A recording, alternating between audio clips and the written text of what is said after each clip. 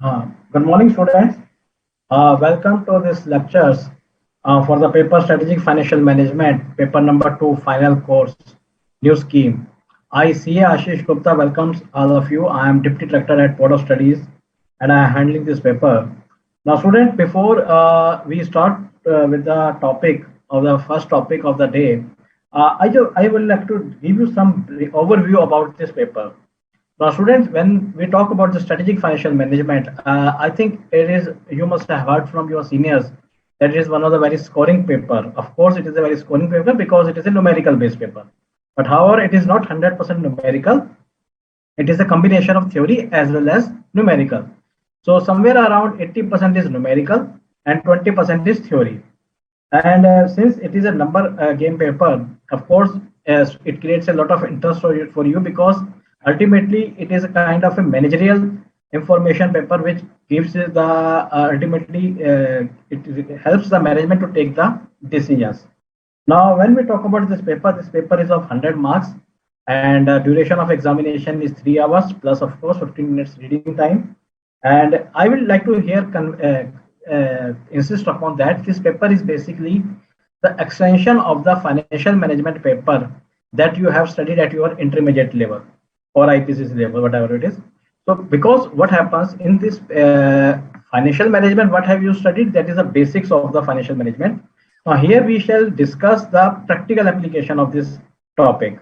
And more important, this topic is basically, you can say, for taking the strategic financial management kind of a decisions. Now, students, whenever for this paper, even for the other papers, I will like to suggest you that whenever you attempt, before you are start your preparation, my advice to you, even for SFM, even for other papers, please keep the syllabus with you and please go through the syllabus very in the before the starting the your preparation, because syllabus of any paper is a framework within which the questions are set. You won't believe, but it is a true fact that the first thing that we are provided to the paper setter is your syllabus. So it is a syllabus that forms a basis of your question paper. So you should be very thorough with the syllabus. You should read each and every line and every word of the syllabus so that nothing could be missed out. Okay, so it is very important. Although study material covers everything, most of the things, but something it small thing can be also be but skipped out. But that does not worry. Please, you can refer it from any other sources. There is no harm. Okay, because it will addition to your knowledge.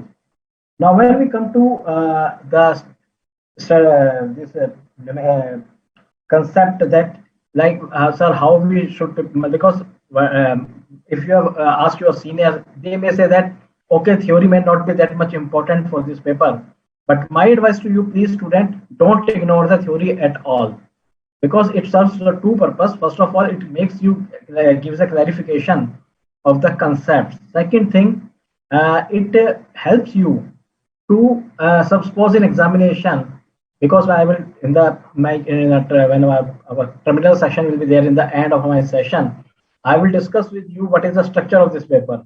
So there, and especially what happens when we talk about the structure of the paper, with each and every question, there is one theoretical question has been attached. So unnecessary, you will lose the marks. You may be very good in the practical question, but if you could not attend the theory, then certainly you are going to lose the marks. So it is a story. You can say it is a theory is an integral part of your syllabus. You cannot avoid it at any cost. And most important, when we shall proceed further, please, my advice to you all that don't ignore any topic. All topics are important. Don't skip any topic. Because what happens, our pattern of the question paper is like that. It consists of three questions. Each question consists of three sub questions. Okay, you may be good with the first question, but it may be possible that the second sub part you cannot attempt the same. Then certainly you are going to lose the marks unnecessarily. So my advice to you, please don't skip any. Of course, some topics may be of your very own choice. Like even in my case, if you ask me, I like the forex very much. I enjoy the attempt answer. I enjoy the questions whenever I see a new question. It gives me a lot of pleasure. But certainly, as a faculty and even as a student, I am also thorough with the other. We should be thorough with the other topics as well. Now, very most more important point I would like to here pinpoint. See, there is no amendment kind of a this in this paper because students normally give me contact me and say, "Sir, is there any amendment in the SFM?" Because I said no, there is no amendment at all. Syllabus is the same as it is. Of course, there are contemporary developments that are taking in the place that we should be aware of it. For example, now LIBOR is going to end in the 2021 itself. After December, there will be no LIBOR more. Of course, there will be some contracts that are continuing that will be allowed up to I think maybe June or March 2023. But after that, LIBOR will be over. So now it is a very contemporary development. And so you should be aware of the contemporary development that is taking in the place. Now there is one another concept SPAC, special purpose acquisition company, that I will discuss when I will take up the merger acquisition. It may be possible that student I will not take the all the sessions. The sessions will be taken by the concerned faculties. I will take initially 2 sessions, then after that the concerned faculty will. Of course, I will be remain throughout in the session, and in the end, whenever the time will be permit me, I will end up the session with my notes. So there I will let you know about all this. So SPEC is a special purpose acquisition company. This is a new concept in India. So when you will refer from it from the web, you will come to know because RBI, SEBI is also coming out with some guidelines on the same for the SPAC. So we should be aware of that. What are the contemporary developments taking place in the field of finance? Because after coming out of the doing the CA, you are coming once you pass out, it may be possible that in the interview you may be faced with this type of a question.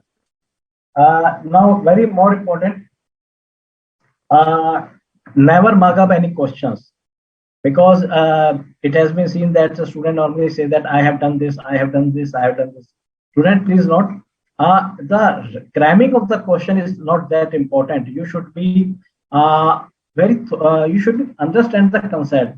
And in this regard, I will say the July 2021 question paper of old scheme of SFM is exemplary in this regard. In this the question paper, no question has been repeated. All questions were fresh. However, all were based on the concept. So students who have not marked up the concept, they have scored very good marks. But students who have marked up the question, they could not go through this exam. So my request to you, please never mug up any questions. Please understand the concept and insist on the concept, because only once you develop the conceptual understanding, any type of question you can attempt in examination. One more important thing, when we will discuss practical topics, then one question arises: how, sir, we should practice the practical questions? Student, you should practice the questions by scribbling. That you should carry out calculation at your end, and if possible, first time you should write all the steps with your own hands, because there's a problem, as I've seen when I giving the counseling the students. It has come to my notice that students say, "Sir, I understand every concept, and I know when I start attempting the examination, it is blackout for me." So I said, you do it with your own hands. Once you do it with your hand with the full steps, of course, you will gain the confidence. Then next time, not seeing the question, you attempt again with the full steps. And when you will practice this question, you will have to just carry out the calculations. But remember, in the examination, you should be answer the question with the full working notes as provided in the study material or practice manual. Okay. And when we will proceed further, I will give you more tips. Don't worry. This is the beginning. And student, one more important thing. This is for the attempt, the mock test, when we will discuss. Of course, I will discuss these tips also in the last class. So attempt whenever there is some small practical numerical mock test or any mix of the mock test, please you do attempt in examination like condition, because it will give you the confidence and will provide you the how to manage your time in the within limited span of time. And one more important point, student, this paper is actually on a second number. So once you perform well in this paper, it gives a moral boosting for the other papers. Now, one more important point here, I would like to pinpoint. Student, you should refer financial newspaper on a daily basis. Anyone, I'm not saying you refer 4 to 5, because in your office or in your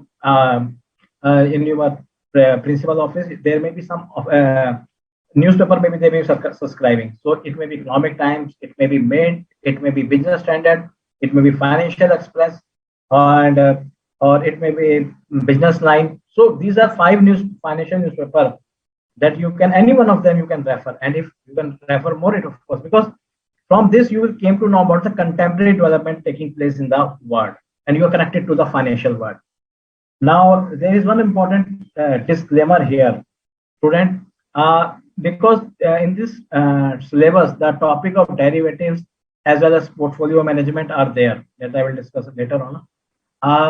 But please remember, please don't discuss, these classes are only meant for academic purpose. So please don't indulge yourself in a derivative trading or stock market trading from these classes. These are purely academic purpose, and we don't promote any trading, because sometimes students may say that, sir, I have done this practical because to understand the theory. No, it's not the same thing. Practical may be different. So my request to you, please don't indulge yourself in any type of a derivative trading, unless you will lose your attention to your exams, and it will also give you a financial loss as well. So please, my disclaimer again to you, please don't indulge yourself in such kind of trade. These are classes are only for academic purpose. Now, this is I am coming to next very important thing. Student, please refer suggested answers from November 2018 onwards. Okay, because of course we have provided sufficient question in your study material, but my request to you, please also refer because they will provide additional question. Now, student may say that, sir, whether we should refer the question of old scheme also. Of course, student, you can refer the suggested answer of the old scheme as well, but for the common topics, there the other four topics are capital busting with risk, leasing decision, dividend decision, and financial services. So apart from these four topics questions, you refer other questions because the syllabus is the same for the remaining topics. So you can refer the questions from there also. It will help you to you can move addition to your question banks. And student, here I would like to say that now we shall discuss the overview of the syllabus on my screen. And in between, if you have any query, you can send it to me through your chat box. So I am just sharing my screen. Just hold for a second.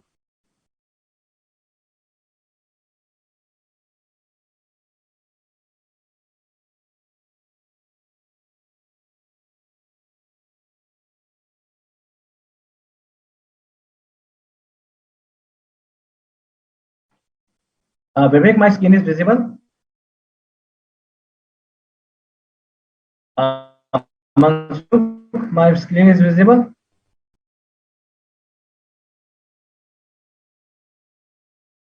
Mr. Mansukh, Mr. Vivek.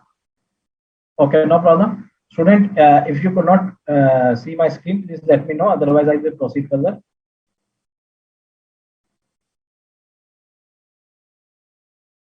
Student, we have some queries. I will take up also this. Don't worry.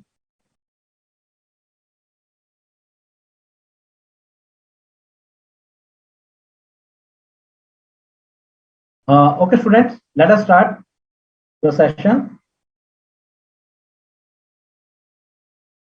Now, first of all, I discuss with you the overview of the syllabus.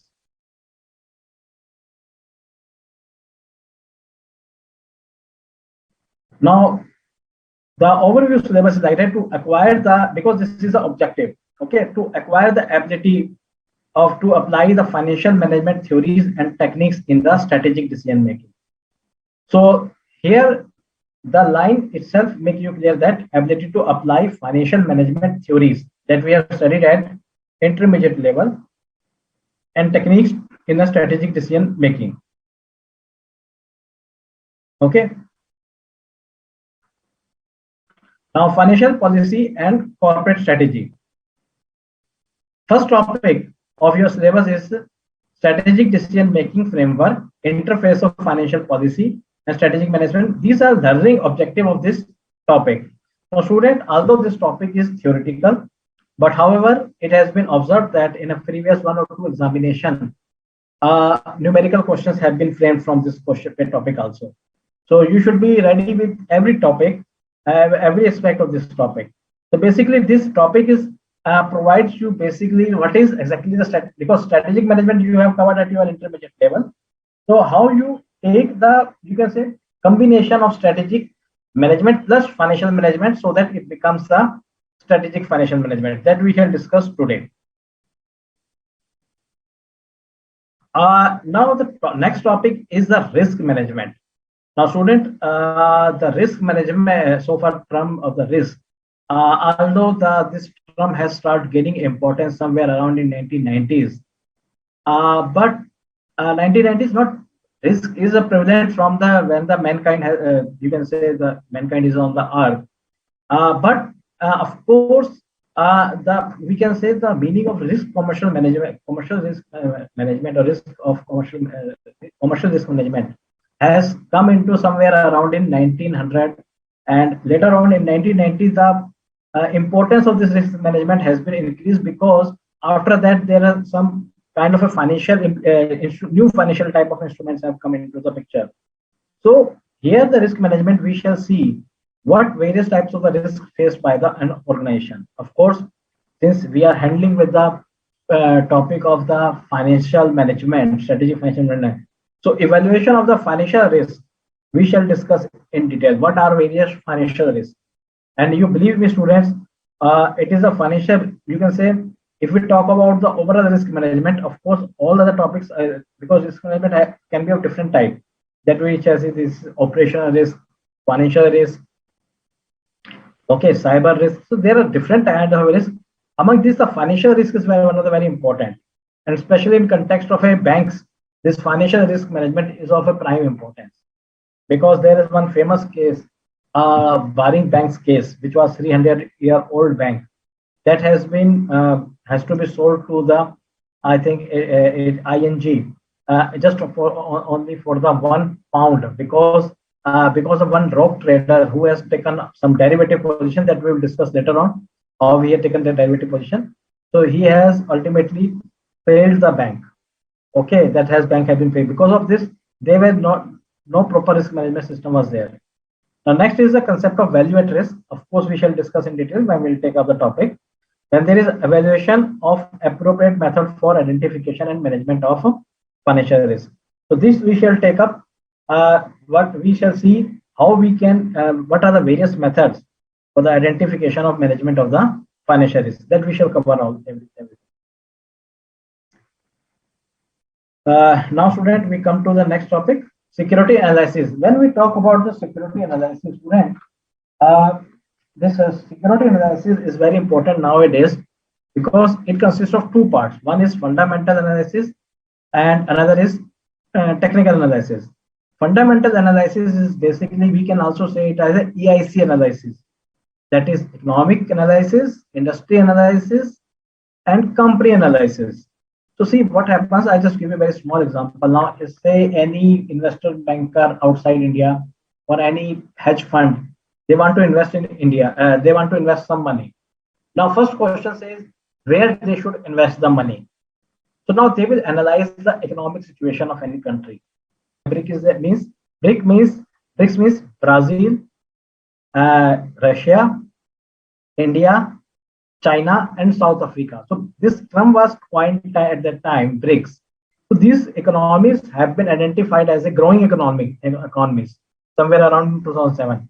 So investors used to run to these economies for making their investment, especially European world and even the US hedge fund and other pension funds.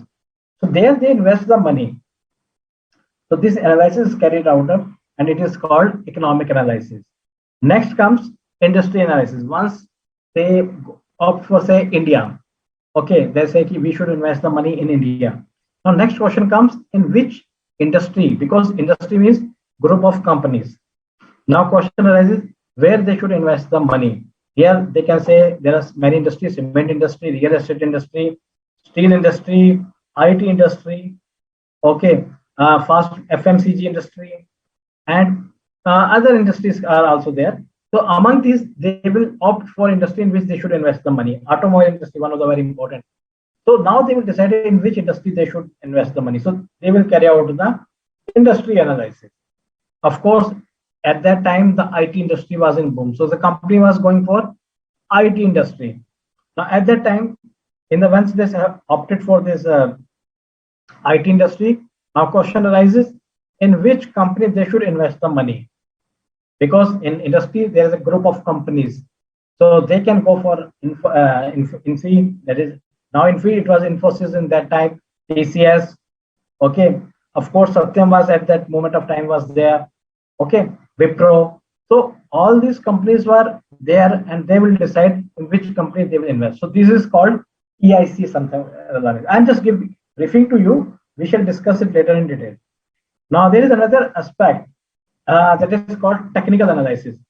Now, student, while you were watching this CNBC newspaper, etc., so there may be some technical analysis. They maybe provide you some graphs. Now there is some resistance level, like there is some explaining some terms, resistance level, or there may be some black candle chart. We can say Japanese candle chart. There may be some showing some this kind of a charts. So all this analysis of chart is basically called technical analysis. The major difference between fundamental analysis and technical analysis is that while the fundamental analysis is on a long-term basis, the technical analysis is for the short-term basis. Because normally these decisions are made for the short term. You invest the money, get return, and just come out with a share. So this is the basically the two aspects of the security analysis, that is fundamental analysis and technical analysis. Now next topic comes security valuation. Now, student, when we talk about security valuation, as you must have studied in your intermediate level, there are three kinds of securities. One is debenture, another is preference share, and most important, equity. So these three sources are of finance for a company there. Of course, there are three types of securities. Now, when we talk about these securities from the perspective of an investor, they say how much I should pay for a one security. Okay, so we can say that whatever you have discussed in the topic of cost of capital at your intermediate level, it is the other side of a coin here, because there you have been provided with the data like dividend, interest, and market price, and you have to find out cost of equity, that is KE, cost of debt KD, cost of preference share KP. But here it will be the other way around. You will be provided KE, that is expected return. It may be called here we shall consider it as expected return from investment.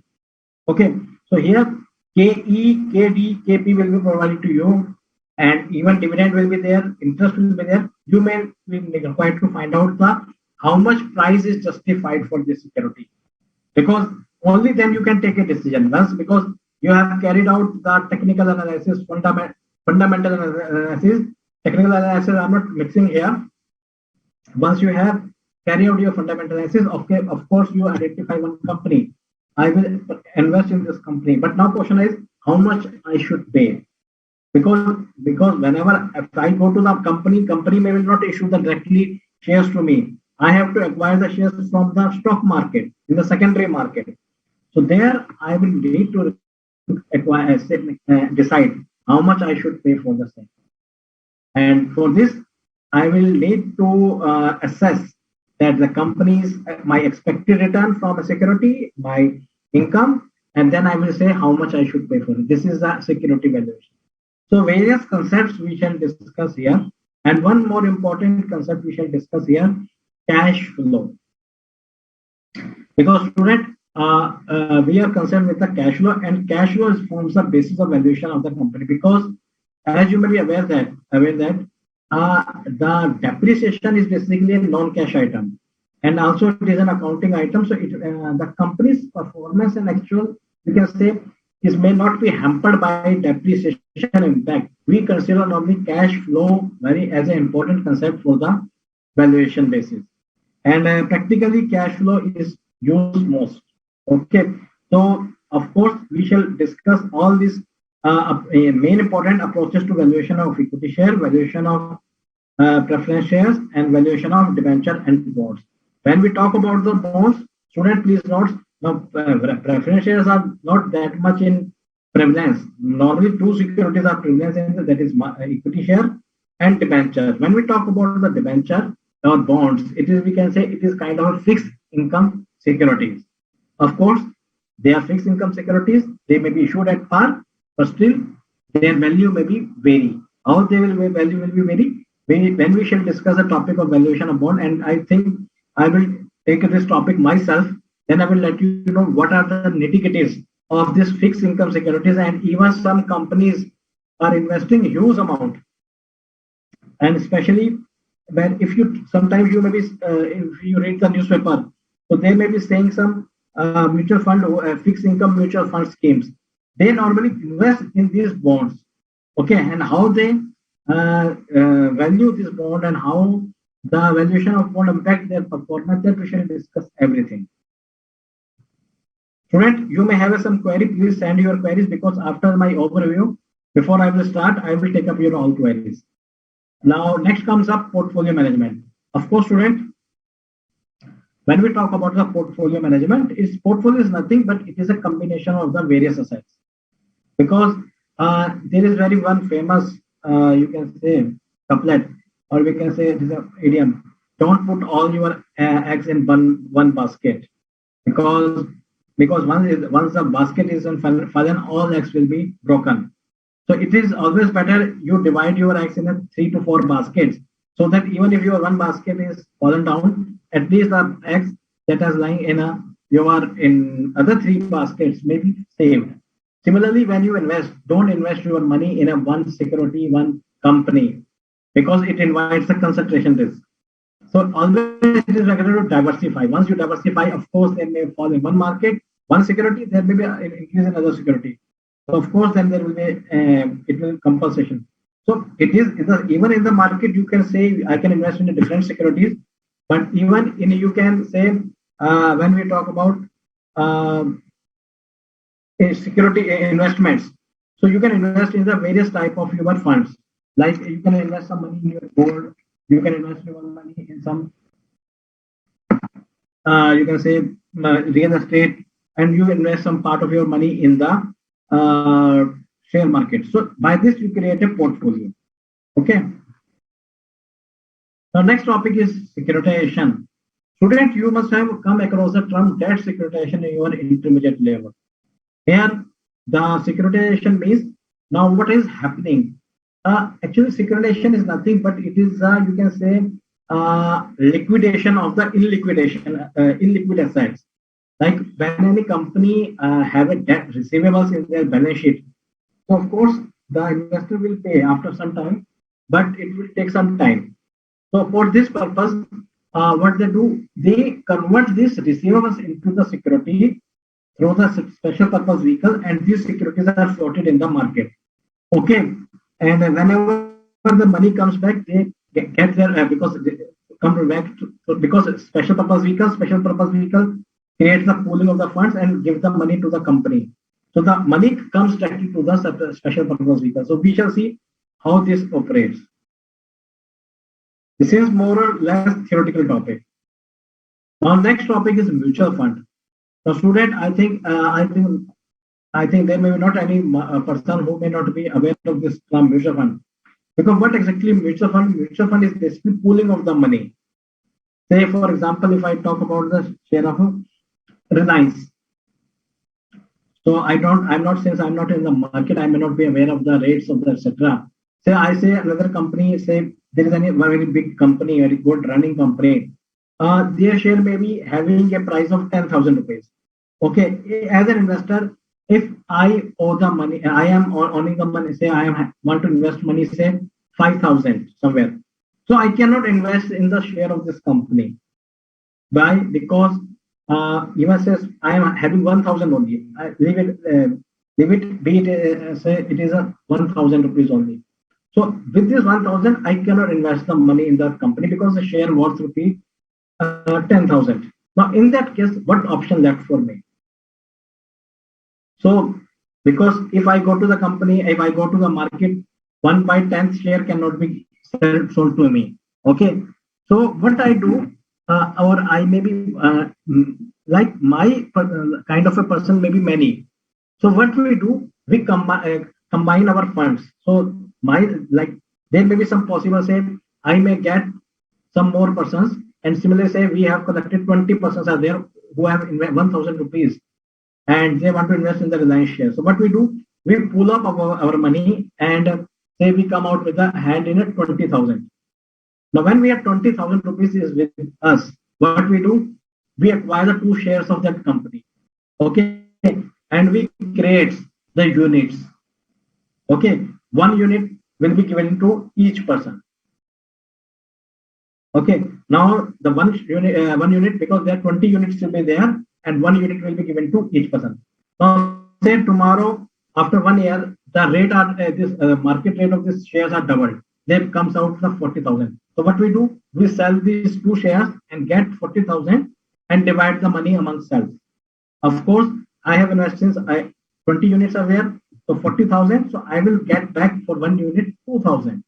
So of course, by this, I have invested in this company even with the small money. So mutual fund money is basically a friend for the small money and we can say small investors, because they can pool mutual funds acquire the money from the various small investors and pool up their money. Of course, so we shall discuss all this in detail when the topic will come. Now, another very important topic is derivative analysis and valuation. Now, student, this derivative term, I think nowadays is very common, very common. This derivative term is important. Why? Because the derivative is not only formed, because you must have studied or you must have referred this concept in context of a market. Your seniors may be saying, I have taken the position in derivative, I have taken this position in derivative, that etc. So derivative can be used for the in a market for a speculation purpose as well as for the hedging purpose. Hedging means to cover your risk, okay, to avoid your risk, to avoid your position. Okay, so this you can take the position in a forward market. So there are four type of a contract that we shall cover: forward future contract, options, swap, and commodity derivatives. So all we shall take up and discuss. And here my disclaimer again: please don't indulge yourself in derivative trading. After I can be rich by investing because I have understood the derivative. But please, student, don't avoid this apprehension in your mind. Now next comes foreign exchange exposure and risk management. Now, student, please see what is foreign exchange exposure. Foreign exchange exposure means because see, when we are in India, of course, so we are trading about ourselves among selves. We are transacting, and what currency of our which currency of our medium of exchange? Of course, we shall say rupee, Indian rupee. Basically, it is called Indian rupee. So whenever I go to the market, I pay the even you go to the market, just we pay the Indian rupees and get the things, our services as well as goods. But once we cross the boundaries of India, the rupee will not be prevalent there. There will be their own currency will be there. So of course, whenever we have to import something, we have to make the payment in their own currency. But of course, we don't have their own currency. So what we do, there are some common currency for transacting in the international trade. And what is this common currency? Maybe this can be dollar, this can be pound, this can be, you can say, euro, and this can be even nowadays Chinese yen is also popular, and Japanese yen. So normally these 5 to 7, 6 currencies are there that are normally used for the international trade because they are normally acceptable. Because what happens, one country may be getting the money in the dollars, and they may be importing from other countries. They are maybe also paying in the dollars. So basically, this transaction in the dollar and another is international currencies is basically the part of this foreign exchange exposure and risk management. Now, how this foreign exchange trading in we can say how the transacting in the foreign exchange is a risky, because students, please see, basically the foreign exchange rates are driven by the market. It depends on the demand and supply itself. Like you must have in your economics paper have studied that demand and supply concept is there. If demand is more than supply, of course the price is going to rise. So similarly, in case of foreign exchange, the same is true. How? Because whenever companies here, like I just give a very small example, and somewhere in around in 2007, when the foreign exchange are because FDI is coming, foreign direct investment, and foreign companies are pumping the money in India. So India has become very rich with the foreign exchange. So demand was less, supply was more. So rupee has come around somewhere around 43. It was a one time I have seen said that rupee has become that much stronger. But after that, what happens? 5 years later on, when companies are starting picking up, bringing out their money, and some companies who had taken the foreign loans, they need to repay the loans. The dollar has start strong, become strong, and it has come around rupee, $1 is equal to 57 rupees. So we shall see how we can hedge this risk. And student, in this context, I would like to also say that this topic was not in our earlier in our CS syllabus, because if your parents students whose parents are the chartered accountant, they may be well versed, because in our time I am a chartered accountant. I have passed my CA in 96. So at that in that scheme, not this topic was not there, because up to 1993 the foreign exchange was regulated. Okay, because there was no market for the foreign exchange in India, it was normally regulated by the RBI. After 1993, somewhere around 1993, the liberalization, remittance management, LRMS system has come into the picture, and even the market has started, it has been kind of an unregulation of the some part of the foreign exchange, current account convertibility. You have studied the term current account convertibility in foreign capital account convertibility. So that current account convertibility market has been exposed to the market, to the portion has been exposed to the market. So by this, the rate of return, this currency's rate has been started determined by the market force. So here in this topic, we shall discuss how we can combat this risk. Now, next topic is student international financial management. Now, student, when we were discussing the topic of financial management, so there the funds used to be require the funds from the investor in the form of equity shares, debentures, and preference shares. So all our investors are Indian investors, but time has changed now a lot. Now here nowadays, not even the India has even crossed the boundaries of their country for acquisition of the funds. Now, yeah, I think recently there may be one very announcement that not remember the company.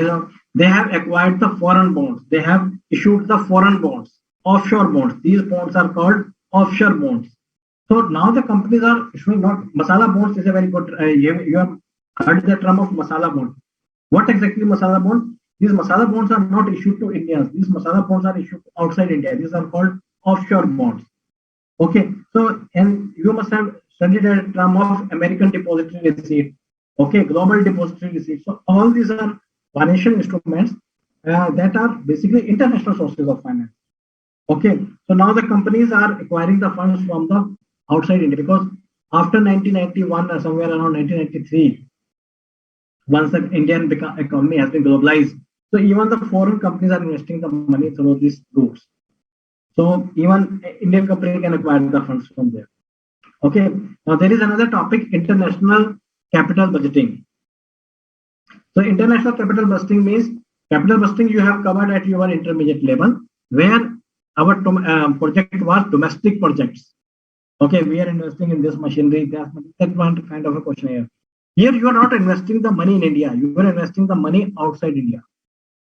Okay. Now here, what comes into the picture? Foreign exchange risk.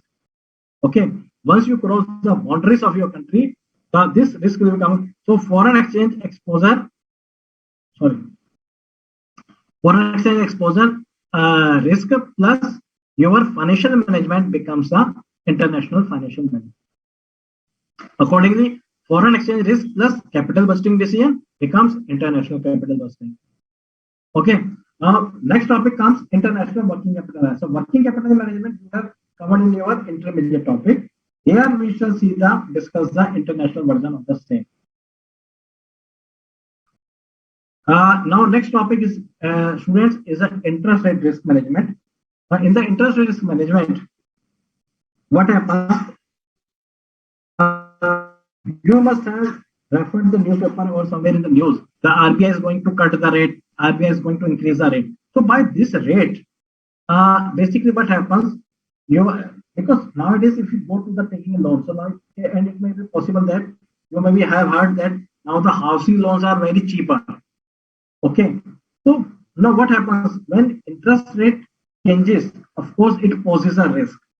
Okay, how it poses a risk for investor? It is a if the interest rates are going down, it is a risk for the investor. Okay, but it is a boon for the borrower. So you have to manage all these risks. So how we manage this risk? We shall discuss here, and that's why even big companies are doing this interest rate risk management because their borrowing are subject to this kind of a risk. For example, and for when we talk about the interest rate risk, there is one concept: floating rate. What do you mean by the floating rate? Floating rate, there are two kind of interest rate. One is fixed, another is floating. Fixed means, say I go to the bank and I borrow the money. I say I want to borrow the money. They say, okay, 9% flat. So 9% is flat means whatever the rate of interest in the will be present in the market, I have no problem. I have to pay the 9%. But if I say I want to take the rate at floating rate, it means whatever the present rate in the market, I will go by the same. Of course, if the rate on the market is 7%, I will pay 7%. If it is in the market 10%, then I have to pay 10%. So basically, the interest rate risk management is more important case of a assets or the liabilities are subject in the floating rate. Does not mean that fixed rate interest securities are not subject to risk. Of course, they are also subject to risk.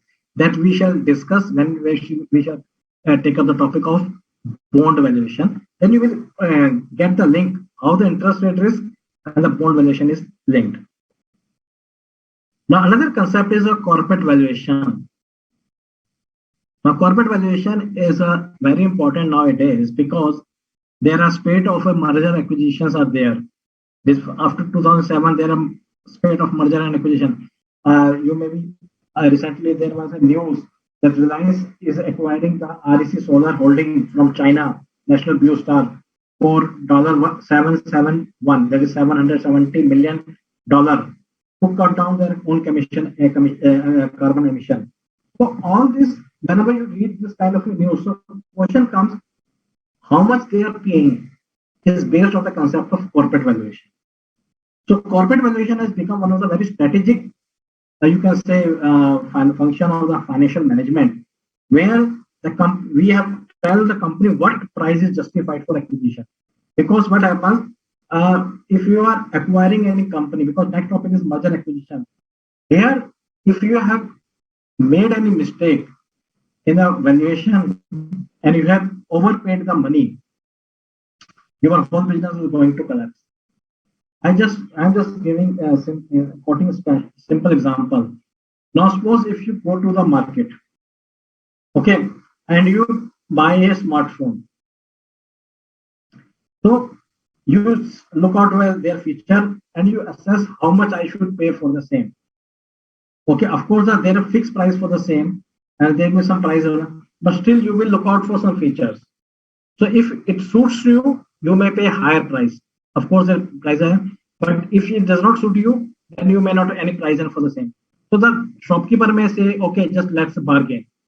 So somewhere in the bargaining, you can come to some price. Of course, it is serving your own purpose and as well as it is helping your own pocket. So it is pocket friendly also. It is serving. So there may be some, you can say there may be some trade off a kind of a thing. Okay, there may be some compromise between your pocket and your choices. So you can come to so this kind of evaluation that is also happens in the corporate world. So we shall discuss the conceptual framework more and approaches to the method of evaluation. Now this is the second last topic, merger acquisition and corporate restructuring. Now student, this is one of the very important aspect of the strategic financial management, and we shall discuss our corporate and business level strategy, etc. Then we shall come to know this merger acquisition is very important because When you acquire any company, so you have to pay the money. Now, question arises how you pay the money, how you discharge the purchase consideration, because in your accounts, financial reporting paper also, the questions are like of some entries are there. So here you will expect, you see how much I should pay for the company that we have discussed in the beginning of the session. Now, how you will discharge your consideration, that is one of the important. So it can be two way. It can be paid in cash. It can be paid in the securities. So now the sorry.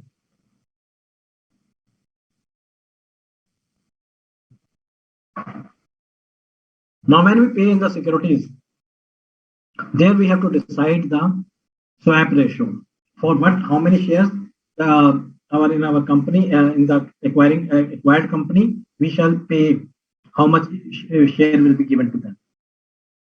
So all this will be covered here. Okay. There is another topic. Now, when we talk about the merger acquisition, there is another form that is called divestitures. Divestiture means when we sell our one own entity.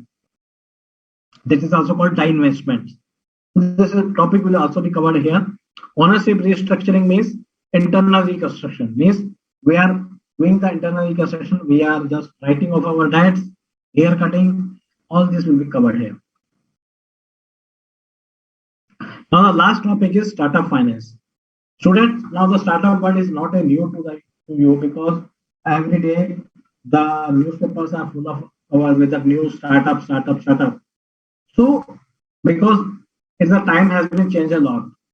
There was a time when first you have to take a long process of establishing any business small with a small trade, then partnership, then you come to the company. Now the companies are new generation are coming out with a new idea, and of course, some investors are there who are ready to invest the money in their startup. So they are basically what is a new which has not been seen earlier. So that is a investment in there. How we analyze this investment? What are the various sources? And of course, Startup India initiative shall be covered here in this topic. So this was your overview of the syllabus. Student, before I proceed further, let me check if there are some queries. I will reply to the queries.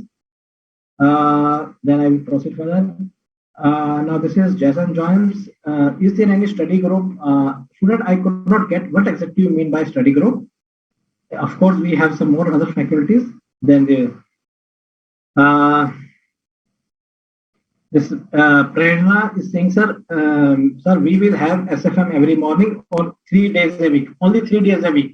That is Monday, Wednesday, and Friday. Okay, it will be 3 days a week. Don't worry, your course will be over very well before your examination because these classes are especially for November 2022 examination. Because for the May 2022 examination, the classes for the SFM has already been over. Okay, now so far since Madam was saying this is a continuation for the May 22 examination. Basically, this was meant she was meaning that because she was referring classes for the indirect tax paper, direct tax paper, and where the some amendments are there. Here there is no kind of amendment. So these classes are only for the November 2020. Screen is visible. Thank you, Beta. Thank you. Is there any separate class? This is Muhammad Yusuf. Sir, is there any separate class for May 2020? Student, already for May 2022 examination, of course, therefore, these are for November 21 as well as for May 2022. These are already hosted in a recorded lectures. From there, you can refer the same, or they are also available on the YouTube. Rohita is asking, sir, whether referring ICS study material solely is completely enough for examination. Student, as I told you, if the material is sufficient enough, you can refer suggested answer, mock test, RTPs in addition to that, of course. But my advice to you has told you just refer financial newspaper also. So far, because if I send you, you refer this book, this refer because books are very in depth. Of course, for any topic, you can refer any book, but the book should be not of any notes type. The book should be of a reference or text base. because in market there are some good books on some topics. So my advice to you, please don't go by the books of any coaching centers or any notes, etc. Rather, you should refer any textbook or standard textbooks. There are some standard textbooks available in the market on some topic. Like for example, for derivatives, that there is a book John C. Hull, that is very famous book. But of course, you can refer the same book. But my advice to you, because this book is very lengthy, okay, and the coverage of topic is we have only one chapter. So of course, for some clarification, you can refer the book, but don't go that much in detail because that much of extent we can is not covered in the syllabus. Because the derivative strength, because derivative is that you can like a sea ocean. Okay, so we cannot touch upon each and every part, but some limited coverage is here. So that has been prescribed in the syllabus as well in the study material. So from there, you can refer. Okay, you can refer any text from any standard textbook. Corporate valuation is also help for the share price. Of course, it helps for the share price, but share price is decided first, then we do the corporate valuation. Because normally what happens is, student, corporate valuation for the basis of the share price, how it from the basis somewhere around. Now say when I am an investor, okay, if I am an investor, I will go by the security valuation because I am investing in that particular security. But if I am a company who is acquiring another company, then corporate valuation is very important because I am also acquiring their assets, their liabilities, I'm marrying with their liabilities, and even their debt also. So there, what happens normally? What you are right, we can also reach to the share valuation. How we can reach to the share valuation? First, we overvalued the overall company. From there, we deduct the debt. So whatever is left, that is left for the equity. But normally, this equity valuation from this business valuation point of view is from the company's angle. Okay, because there we normally decide how much we should pay for that equity. It kind of a there. But once you go to the market, you have to see your ready. You can because company normally when go acquiring any company, they go for some synergy benefit. What is synergy? I will discuss when we will take up the topic of merger acquisition.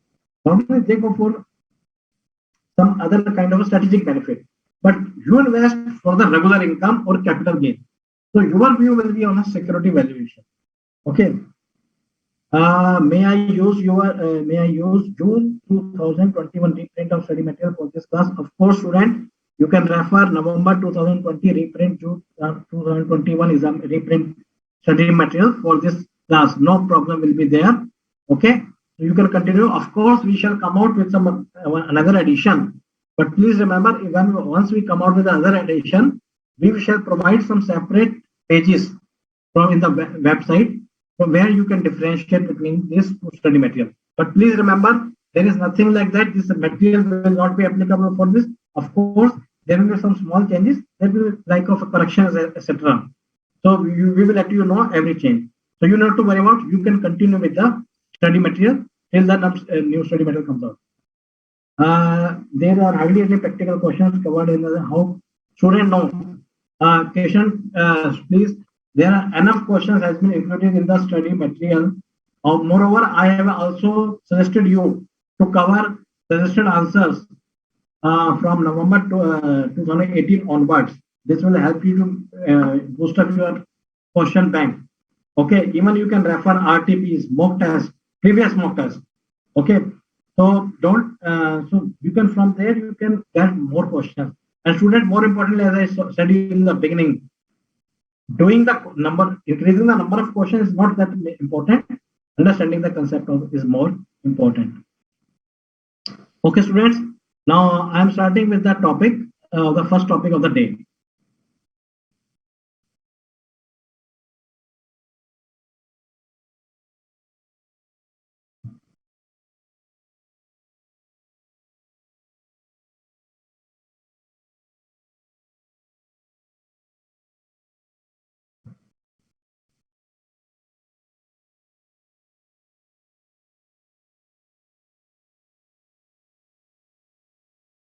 Now the topic of the day is the financial policy and corporate strategy. Okay. Now, student, when we this is the first topic, as I told you, the theoretical topic, but normally numerical questions have been asked. So here, in this topic, we shall see First, strategic financial decision making. So when we talk about the strategic financial decision making, it is very important that there a clear and realistic strategy should be there. Okay, the financial resources control system. There should be some financial resources are there, and right management team and process to make it happen. So overall, for this strategic financial decision making, because strategic financial decision making will change your business phase. Okay, a good financial decision making will your double your business, will accelerate the growth of your business, and a wrong decision will lead you in a problem. Okay, now when we talk about strategy, what is strategy mean? Just read out the slide carefully.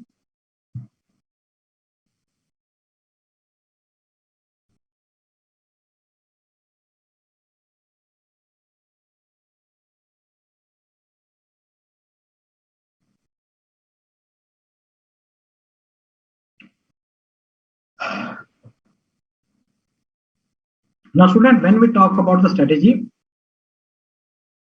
it is basically the heart of a business. Okay, it is the driving force of a business.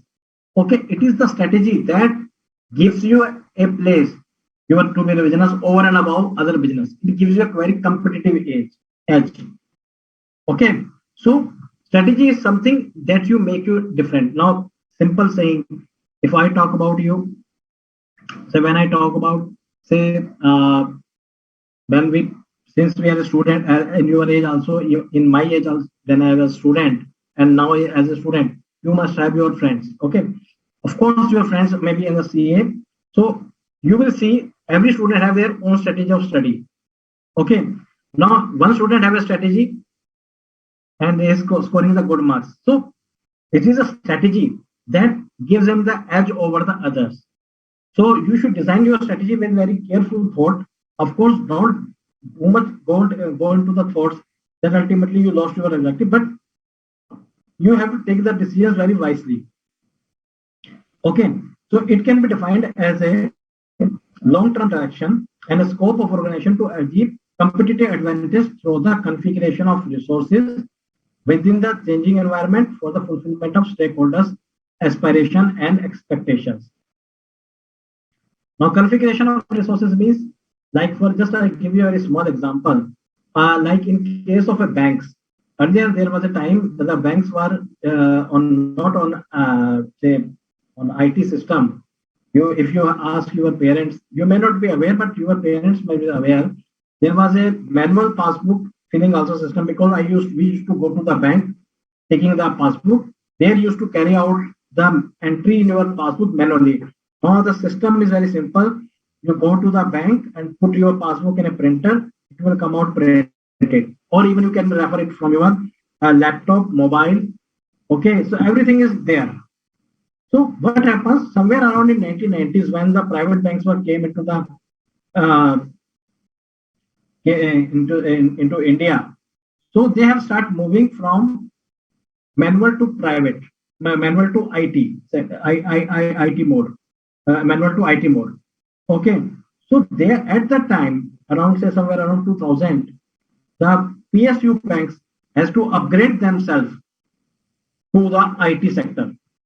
Okay, and it was I remember there was a very hue and cry among the bank employees how we will manage, how we will manage. Of course, with the proper training, okay, proper IT sector, they have ultimately changed the system. Okay, so it was a challenging time for a PSU bank because they have to compete with the private banks. Okay, because as an as a depositor, my expectation is that I'm a stakeholder. Who is stakeholders? I'm a deposit for a bank. I'm a stakeholder. I'm a depositor there. So my expectation that I should get my checkbooks, etc., printed, like printing of the checkbooks and like fast delivery of the clearance of checks, etc. So from that's why the PSU banks have come in the system of this IT. Okay, there was a time when there were outstation checks used to take say around even sometimes I remember when I was doing my CA. In those days, our outstation check used to take 10 even 15 days because checks used to move physically. Now with this IT system, everything on a digital mode. One check of any bank of anywhere in India. Okay, it will be get cleared in a 1 or 2 days maximum. Okay, so this is shifting of this uh, configuration of the resources is strategy. Now, next is with the concern of the investor is not simply to maximum profit, but the likelihood of rising risk return trade off from a portfolio of investment within which we are comfortable and which may unique for each user. Now, student, what happens? Strategy also relate to risk return trade off means say when I just giving you the example of a mobile, when you go to the market and want to buy a particular kind of a mobile, so there you have to see how I should uh, because you have to see whether it is fulfilling my expectation of all the features and whether it is my pocket friendly. So somewhere around you reach out somewhere some risk return trade off is because it is especially important in case of investment because without risk there can be no return. So you have to see how much my risk appetite or how much risk I am able to bear. Then of course my return will be there. For I will give you quote another example. Suppose if you are taking the for your sometimes in the final examination, if situation comes to the before the final examination student, final level student mainly, whether I should take two groups or whether I should take one group. Okay. Now whenever you come across this such kind of a situation, so what happens here? We have to see how much risk I can take because if I am taking a single group and of course I may be well comfortable position and there are possibilities of my clearing the one group is more. But however, I also want to take the advantage of say I want to become chartered accountant in one shot. Okay, so then you have to see whether I should take both groups because the risk is there that I may not even clear a single group. So now here you have to decide your as per your own strategy. Okay, which will be suitable to me. Next is the meaning of strategic financial management. Now, when we talk about the meaning of the strategic financial management, just read the slide carefully.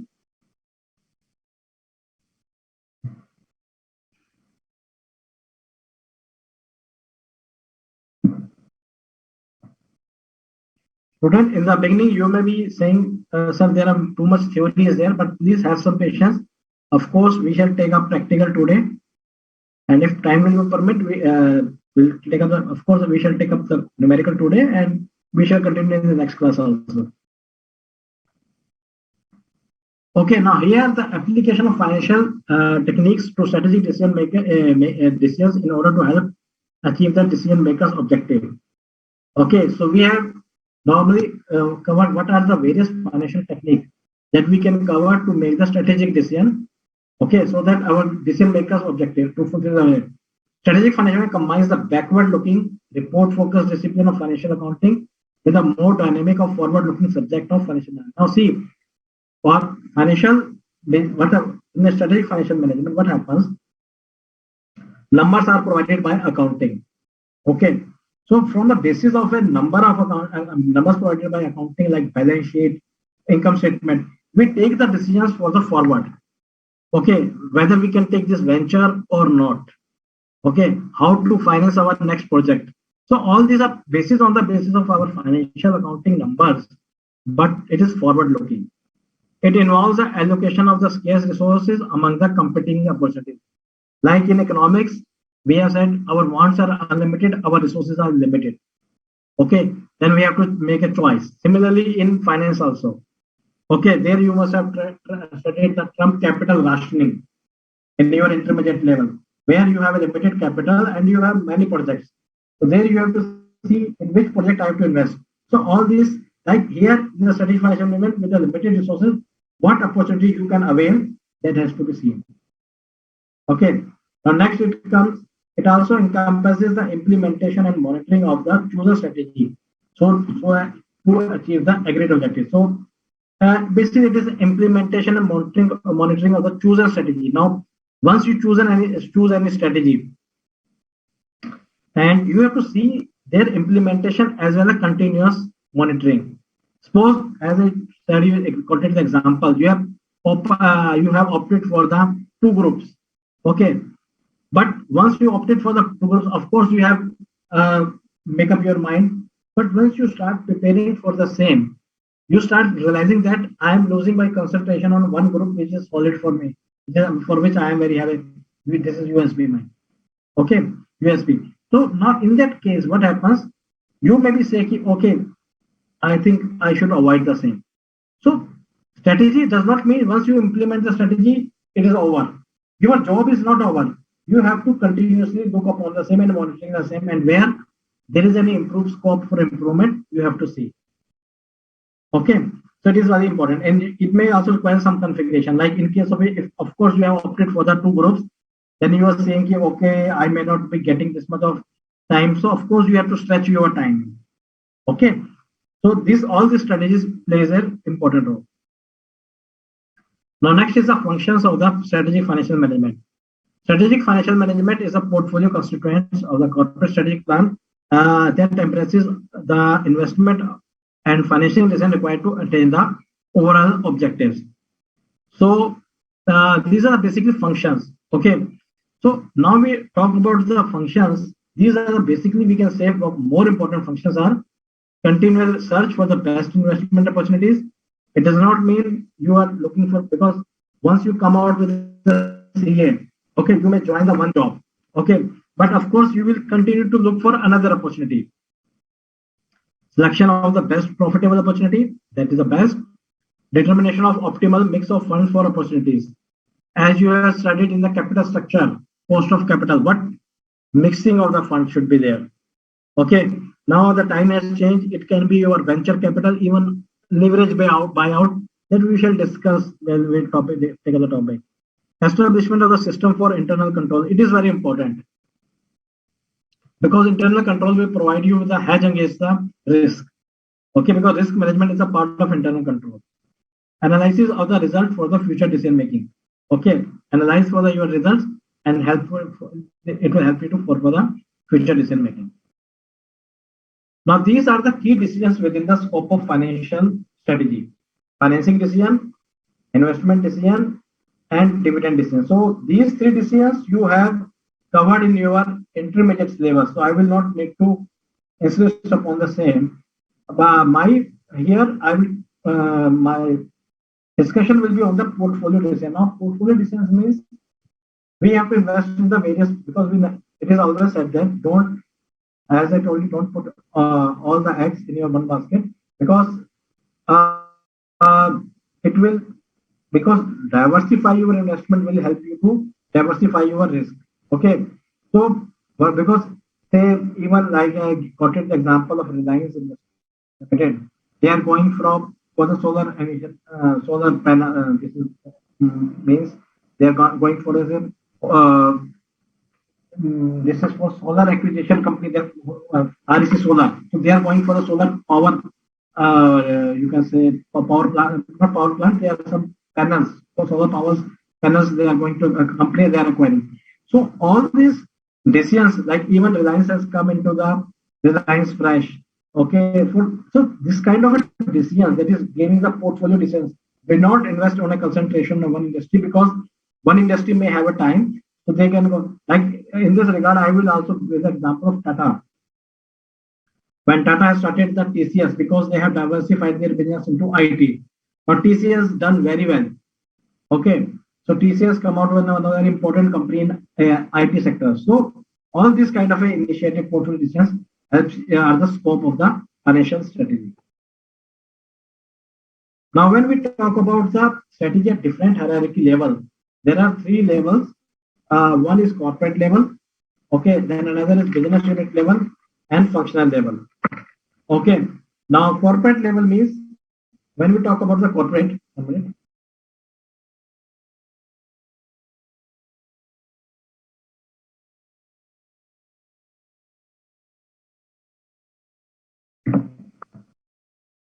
when we talk about the corporate, so corporate level are basically like you can say it will like just I say you come to this slide, then it will clear to you. When we talk about the corporate, so there are three levels. First of all, please note there are three levels: corporate level, business unit level, and functional level. Okay. Now, when we talk about the corporate level, So corporate level, just you read the slide, then I will discuss with you.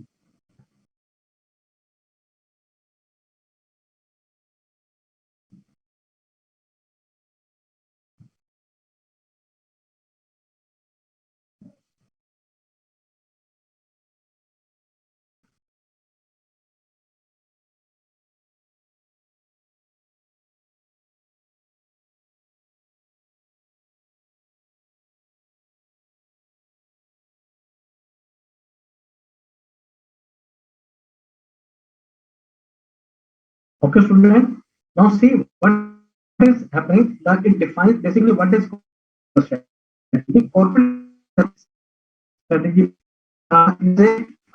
it will define how we will move into the business or how we will market we will operate. Okay. For example, like when the Apple company has launched, say they want to come into the some custom music system, and IBM is coining the term of e-business. So all these they have to take a decision at a very higher level. Okay, how they have to move into the new business. So it is all on the corporate level that they decide we are entering into the this market. Okay, and these are the principal purpose of your business. Now, say Samsung, like the Samsung is company is there. Okay, so we can say that Samsung decide normally. Okay, I will do for this. They have to decide. I will enter into this mobile business because earlier they were in the business of electronic goods. They have entered into the mobile business. So this kind of a business or entering into a new business or entering into a new market is taken at a corporate level. Okay, of course, there we have to see suitability for our and for feasibility, that is whether we will be able to do it, and then acceptability because it should be satisfying our shareholder expectation also. Okay, it should satisfy our because what happens, of course, we may take a decision, but our stakeholders, like it can be our who are the stakeholders? Stakeholders are means shareholders, okay, investors, okay, stakeholders, investors, okay, and even government, because government, consumer, public, all these are stakeholders. So they should be acceptable. Okay, now suppose a company is coming out with some, they are coming out with say some casino kind of a thing. They want to start a casino business on an all over India basis. So it may be possible that the government, the stakeholder may not be ready with the same.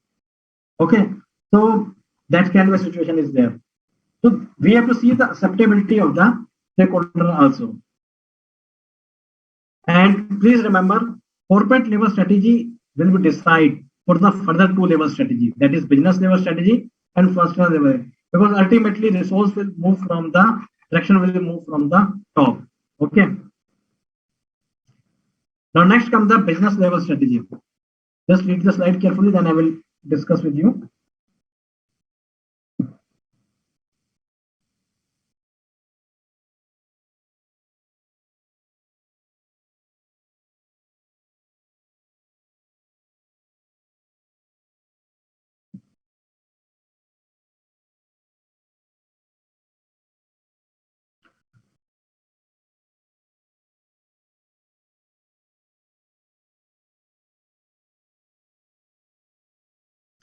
Now, basically, business level strategy provides you a competitive advantage. Okay, it uh, you can say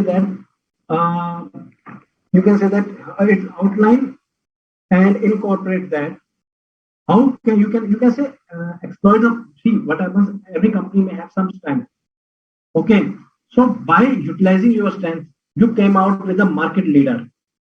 Okay, you came out with the market leader. There are many examples like Walmart.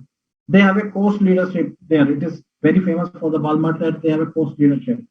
Okay, and you must have thoroughly discussed this topic at your intermediate level also. So what happens? Every company may have some advantage. Like for example, or I just give you a very small example, like Indian Post. Okay, now Indian Post branches, post office are everywhere all over India. Even a very, I remember that when I visited the Kerala, so I think it was on the end of the just last point of the India. Okay, so there was a very small city, was I not remember the name, but there I saw the post office. So I really got surprised, even such a small place, the post office is there. So their network is strong that much. They come out with the post office banking. Of course, they will not face any problem because the branches all over India. So they are a competitor stand. So using this competitor stand and becoming the leader in the business is covered under the business unit level strategy. Okay, so there you have to take the benefit of your competitive advantage and for services, then you can benefit. So that is like here another example I can quote you, like Airtel are becoming their Airtel bank, etc. So they are just giving some payment wallet options, etc. So by this, because they have already network, so they are using the same. So last is the functional level strategies. I think functional level strategies, like as you might have seen that there are four functions, like that is production, finance, HR, and marketing. So these are four functional areas are there. Now, whatever with the strategies that is decided by that, we have to come out with a market leader. For this, what will be our marketing strategy? That will be decided at functional level. Okay, that will be decided at functional level. So we have to see what exactly the production activity, functional activity we have to carry out so that we can have our objective fulfilled. So we can say that, or we can say that, how do we support the business level strategy within the functional departments such as marketing, HR, production. So we can say how we support the business level strategy that is decided at all these functional area. And ultimately, our goal is basically to align functional level goals ultimately to align with the business level strategy. Okay, so because say if tomorrow the company says that we have to come out with a market leader, and for this they need to establish their stores. Now for the stores, what will be the marketing strategy? That will be decided by the marketing department. How the funds will be created? This will be divided by the finance department. Okay, the proper recruitment of the person, salesperson, that will be decided by the human resource department. And how do we supply to the goods to this? Then it will be decided by the operation or production department. So all this have been covered and ultimately have to work under the umbrella of the business level unit strategy. So we can say that somewhere around, if we see, strategic means long term, tactical somewhere it is around business level, or it will comes around intermediate. So these are four categories of the when we talk about the same thing in the context of strategic financial management.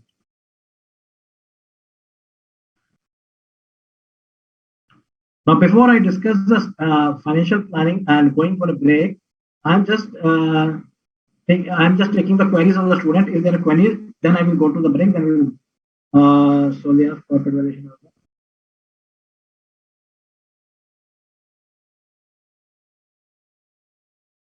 Sir, what is the difference between strategy and plan? Strategy and plan, but it is very, you can say it is a question of a managerial topic of the management. But strategy means, see, you are planning to do something, okay, but what course of action you will follow, that is called strategy. Planning means I'm going to attempt the both groups, but what strategy I will follow is will be covered in this. So will this session will be uploaded in the app? Of course, I think it will be uploaded because as Director Madam has told, this is also visible through the app. So I think it will be uploaded in 1 or 2 days. So student, I'm going for a break for 10 minutes. Now it is 8:33. So I will wake around somewhere 8:45 or 8:43. So we are leaving just for a small break for the 10 minutes. Thank you. Welcome back, students. Now, before I proceed, let me check. Is there any query? Then I will. Sir, can we say that this is Rohita?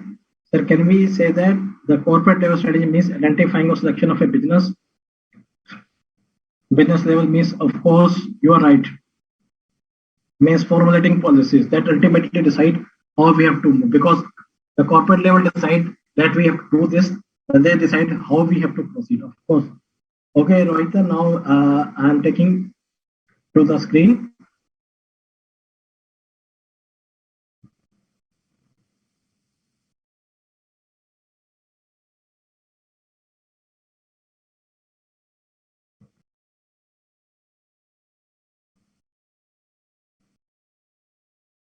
Now, student, when we talk about the financial planning, okay, so financial planning is basically the backbone of the strategic financial management. So, what decisions we have to take? We have to take three decisions: financial resources, financial tools, and financial goals. What exactly we want to achieve?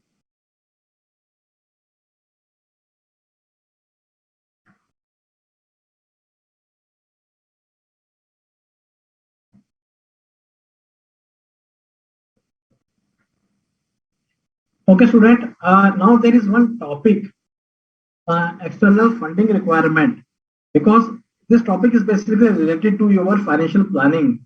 And there was one surprise element in January 2021 examination.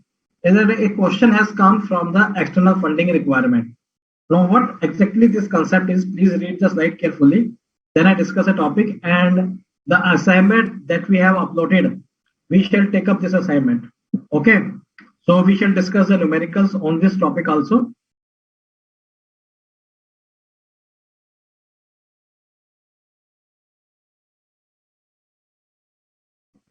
Now, external funding means the financial forecasting, an important element of the financial planning and also on the basis of budgeting. So also required for estimating the future financing requirement. It is very important. Of course, we have taken a decision, but we have to see that uh, we can say that we have to see whether how we have to take generate the finance, how we have to arrange the finance. Generally, four steps are involved in estimating the requirement of a firm.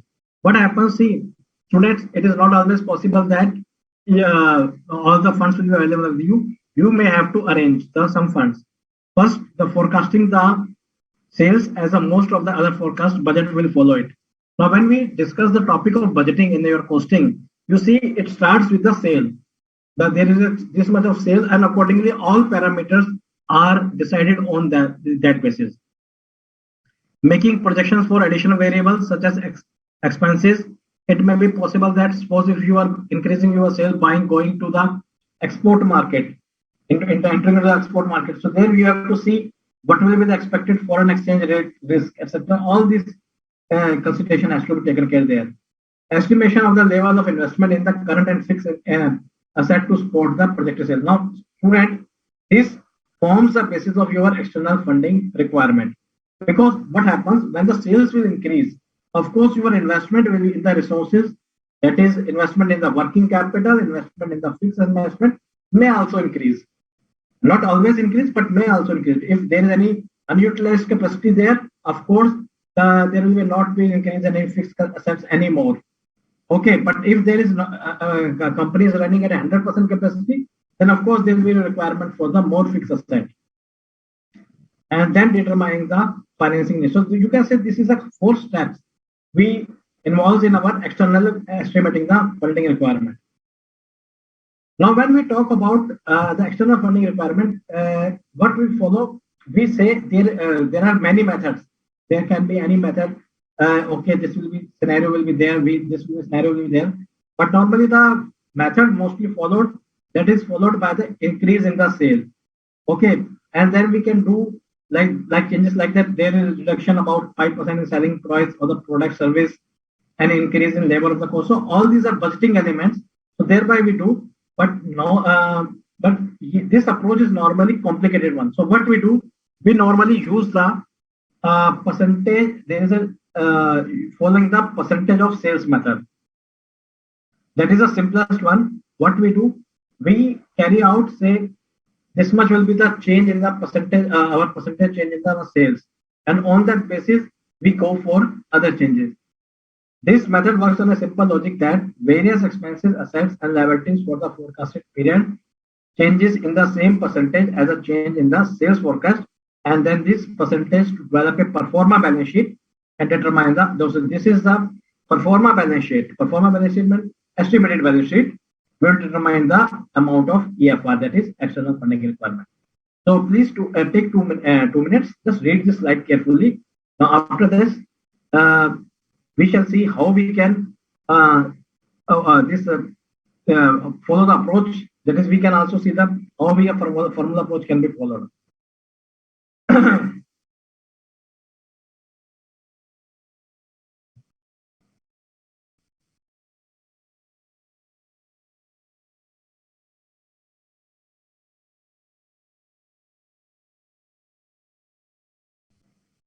Okay, student. Now, first there are two approaches. One is formula-based approach, another is analytical approach. Okay. Now what happens? Of course, we can use this EFR for we can say there are formula and analytical, but we linked it to with the liquidity or the debt structure. This will be understood when we will take up a question, because sometimes a company may have a say apprehension like that, some reservation that of course we shall raise the fund from outside, but our debt equity ratio should not be affected. So this kind of apprehension will be there. We shall see, especially in case of a January 2021 examination. Now this is the formula for computing AFR. Student, please note, analytical as well as formula, both will give the same answer. Okay, you may just note down the formula. Okay, just flip up, but don't remember it, because don't mug up this formula. You will automatically understand the logic of this formula. Then of course my assurance or guarantee there that you will never use the formula, because it is not a formula exactly, because it is only a presentation of some analytical in an equation form. EFR is equal to A upon S, change in sales, liabilities upon S, change in sales, minus profit margin ratio. Okay, change in new sales, S1 means new sales. Okay, sales projected for the period, projected sales or sales for the projected period. 1 minus D, that is dividend, that is we can say it is basically the retention ratio. We can say that it is a retention ratio.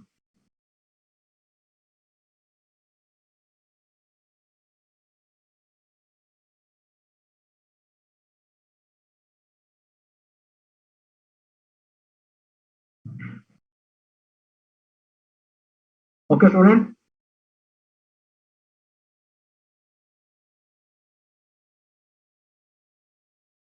Now, student, please refer to the question number 1 of your assignment. Okay. This is a question, and I will solve it on the my tab.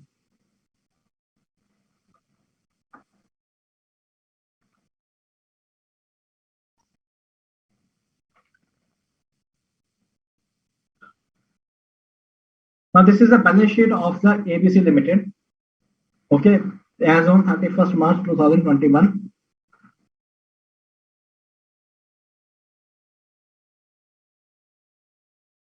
Okay, this is the income statement.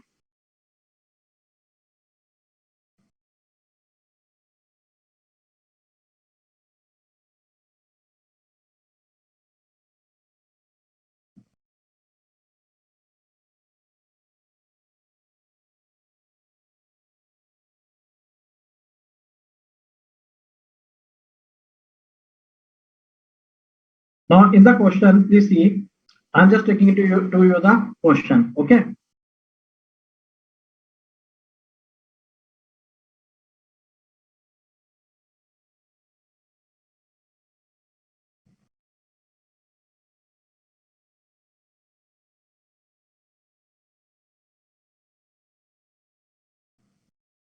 Just 2 minutes.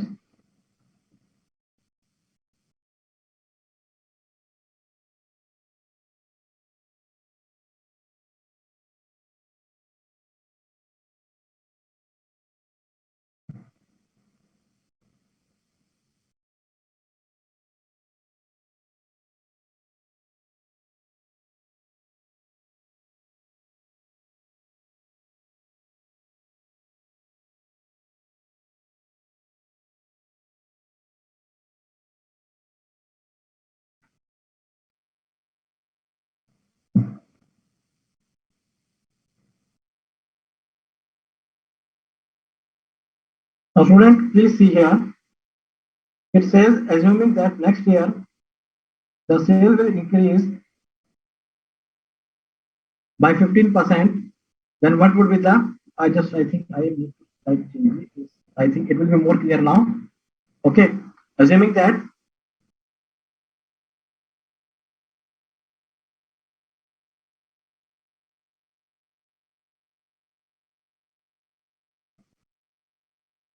the sale will be changed, there will be a change. Okay, 15%. Then what would be the modified income statements? Okay, that what would be the modified income statement that we have to prepare. Okay, and next part is assuming also prepare revised balance sheet. Previously, what analyzes the EFR under the following three scenarios and assuming increase in 15%. So there are two parts. One is we have to prepare income statement modified.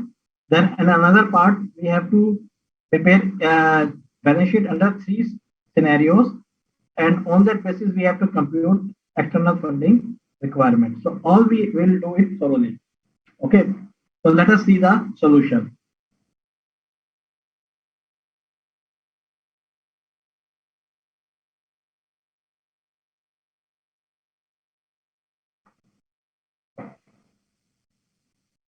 So first of all, students, we have to prepare our modified income statement.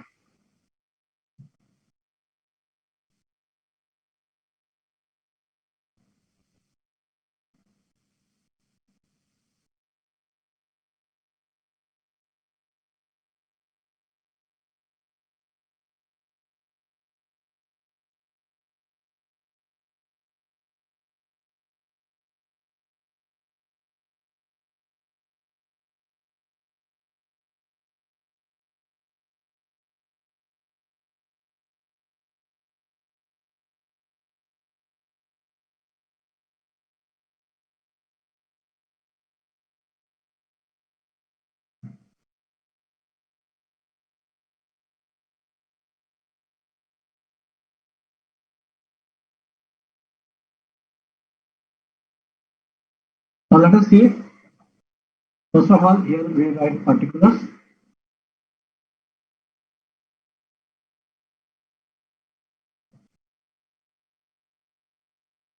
Amount.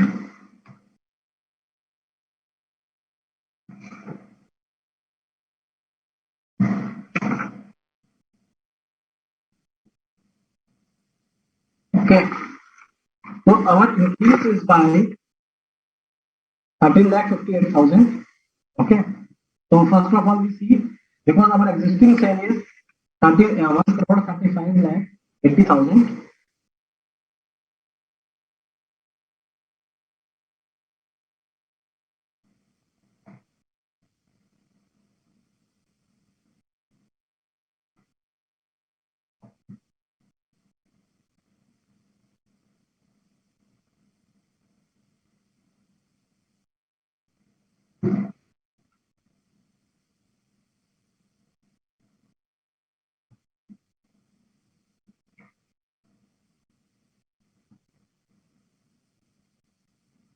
Friend, please carry out the calculation, and wherever any you find any inconsistency, please let me know. I am on the chat box right now. Okay. Now similar change will take place in the cost of goods sold on a same basis.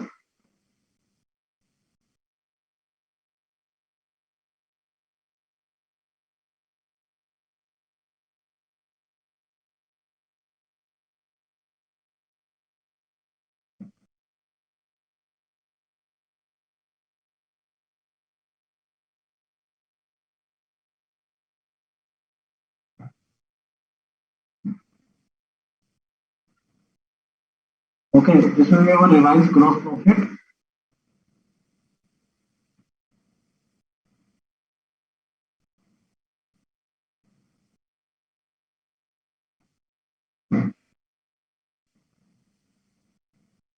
Okay, same change will take in indirect expenses also.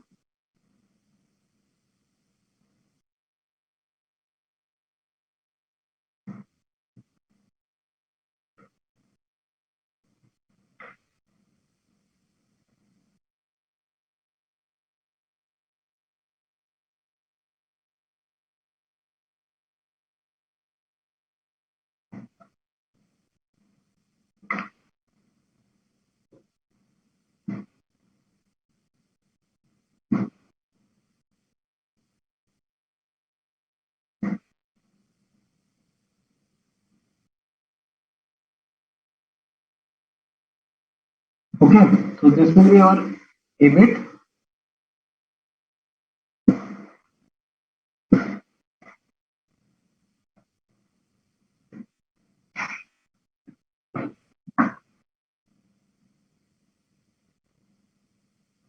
Now from this, deduct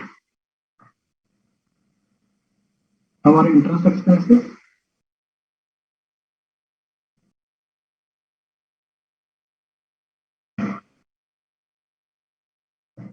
There will be no change in interest expenses because we are assuming till now capital structure will remain the same.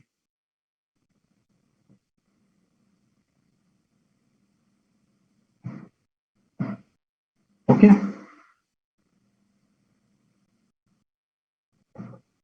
less tax at 42%.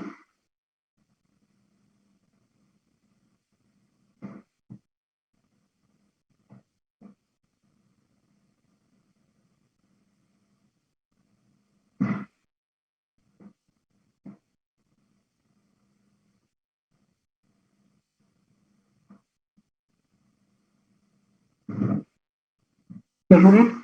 So this will be our modified statement. Basically modified.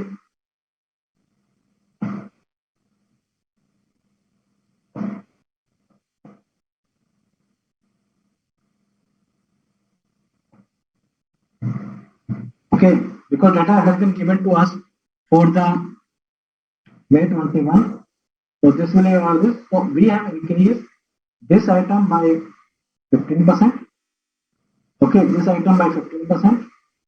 Of course, this item interest we have kept stationary. Okay, and tax will be accordingly changed, and this will be the so earning after that will be for a distribution will be this much.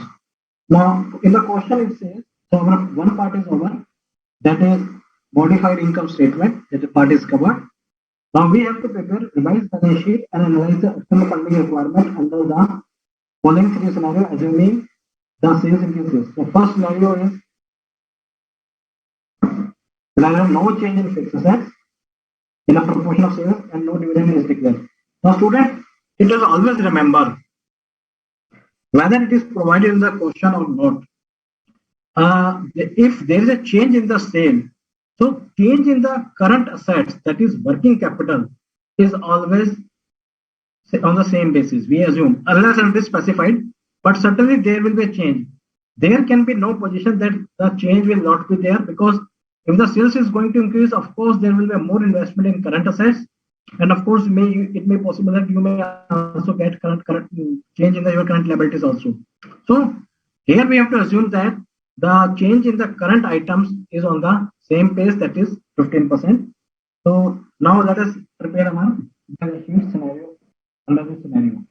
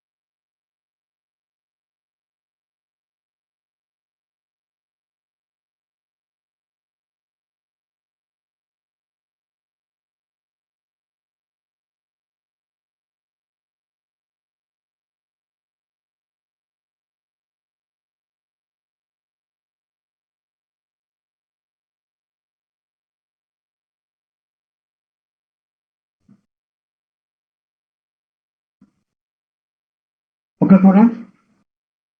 Now let us prepare the balance sheet.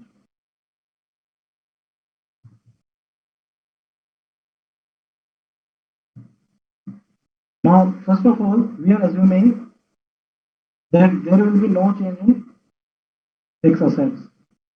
Okay, so net fixed assets will be remain same, that is 24 lakh 60,000.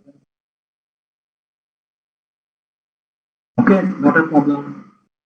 Okay, of course, there will be a change in the current assets.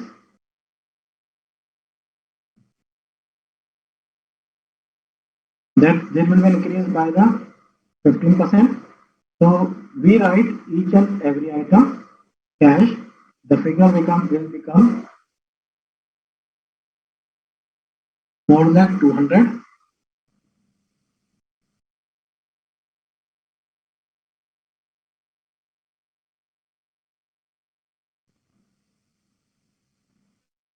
Bills receivable.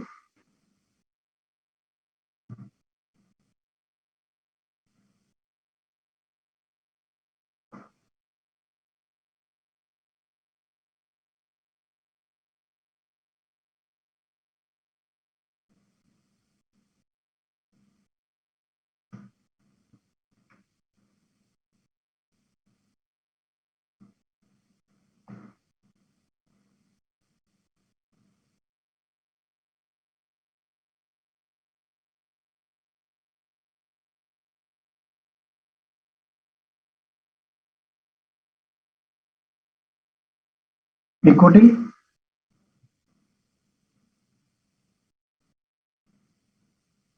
Okay.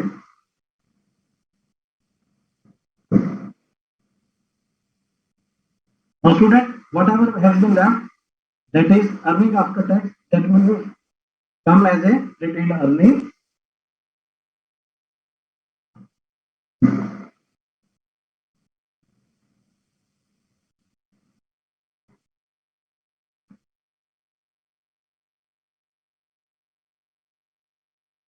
Student, if you have any doubt at any place, please let me know.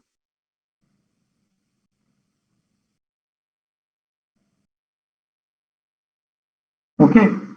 Now, long-term debt.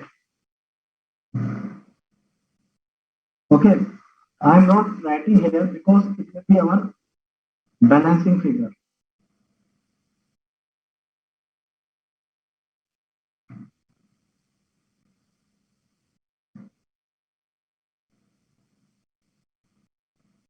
Current liabilities.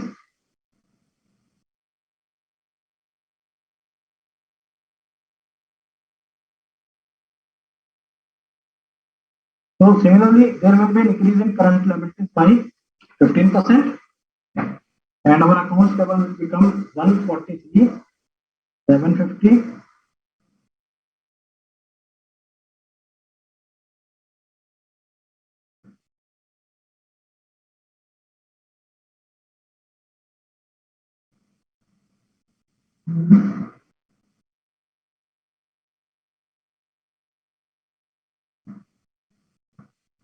Sorry, I should write it here.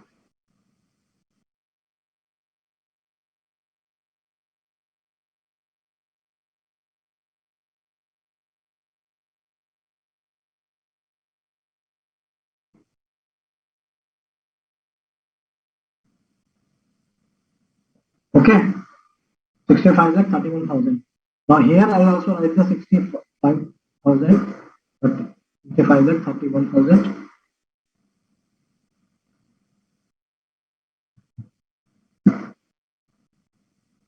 So now student, just get the figure of this balancing figure to me. Please, I am just stopping here. You just do the calculation and just give me the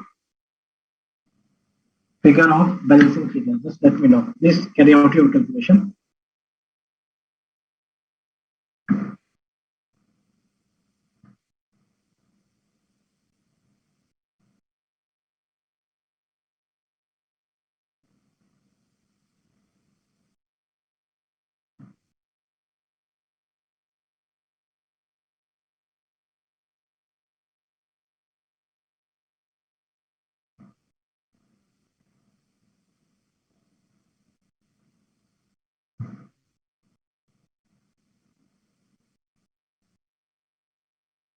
Please send your answer, beta.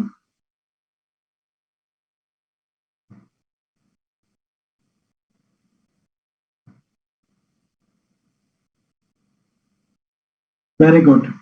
Divya Shada has given the correct answer, beta.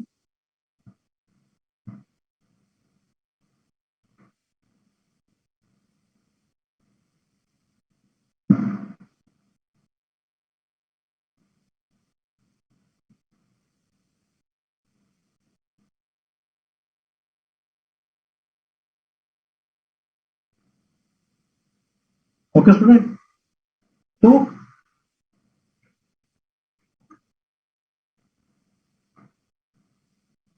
student, we can see how we have come to this situation. Okay, why this figure is arriving like that.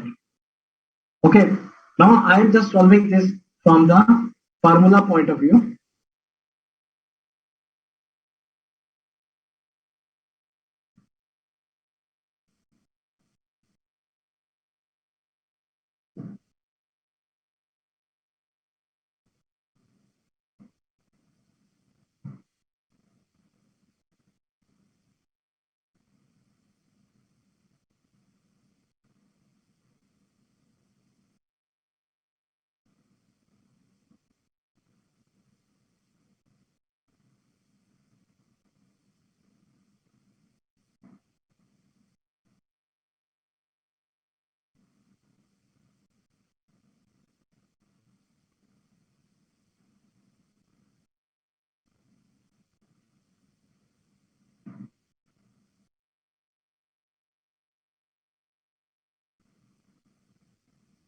Okay, beta. So here, basically, this is the change in the asset. Okay, this is it because see here we have changed the only in the current assets. Okay, so if we do the total, that is uh, this total minus previous current assets, only this because this is a stationary. Okay, this change comes 5,31,000. Okay, I'm just also writing here for your knowledge. Just come to the question. Now, total of this item is just I'm carrying out the calculation.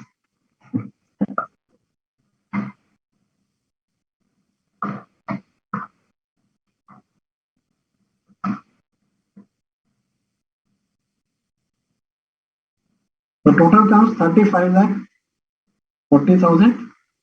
Okay, 15% of the same is 5 lakh 31,000. Okay, so same figure will be come here. Of course. Okay, now we shall detect the change in liabilities. Okay, so where here we shall take the change in liabilities only the short term liabilities. Okay,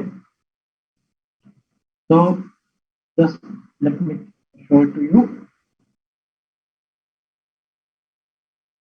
The total is 1,70,000.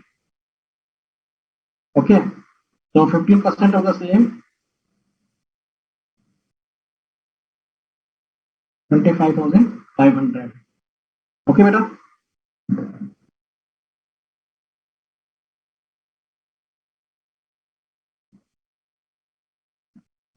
Okay, now here the profit margin is our this is our profit margin. So we can calculate it by a percentage or straightforward we can write the figure. So our profit here is earning after tax 17,23,905. Okay.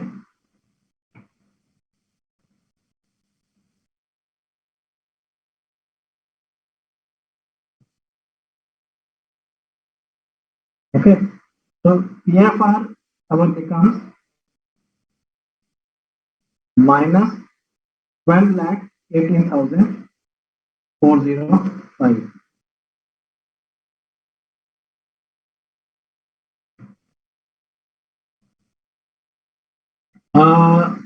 Uh, Gitika, your answer is correct, beta. Annan Ratnagar, your answer is correct. Gitika, Harshad, has given the correct answer. Yatin, you have also given the correct answer. Nina, beta, I think there may be some 18 like 35,000. Beta, please you check your answer. Okay, don't worry. Just you check your answer. I think there may be some difference. Okay, please check it. Okay, don't feel it. Okay, now see, beta, this minus sign indicates here. This minus indicates sign here. That is a repayment of debt. Repayment of debt. Because out of your retained earning, you have repaid the debts.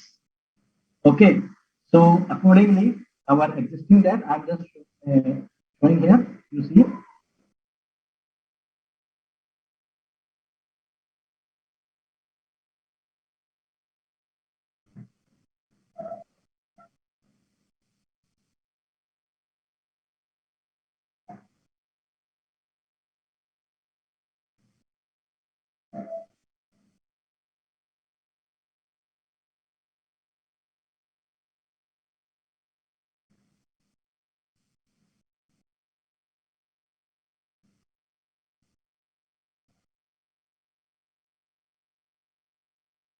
same figure we have arrived.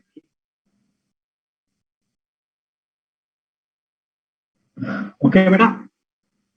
So now it is clear to you. We have followed the approach, analytical approach. Here we have followed the say somewhere formula approach. Because sometimes you may be given this percentage.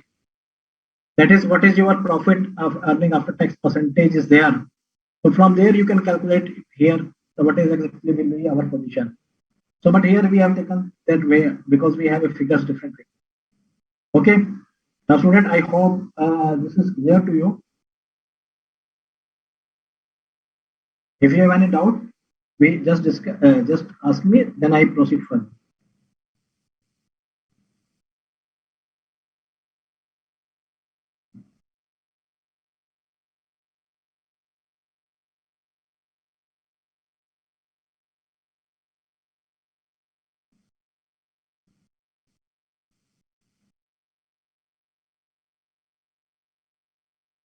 Okay, student. Now I am coming to the scenario 2.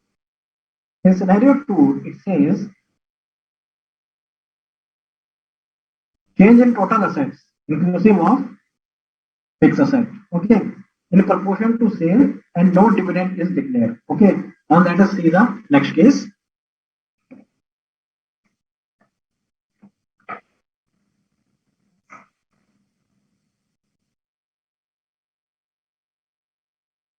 Modified income statement will be the same. Okay. We are coming to next scenario.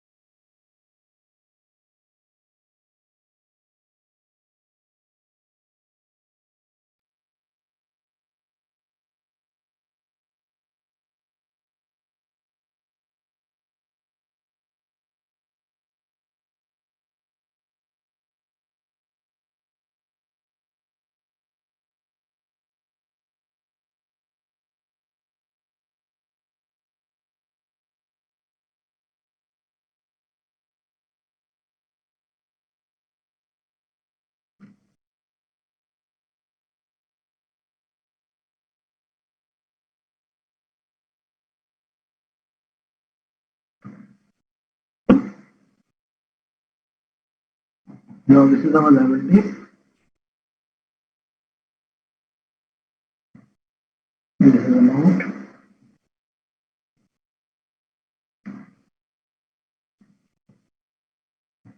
Okay, beta. Now here we shall increase our fixed assets also.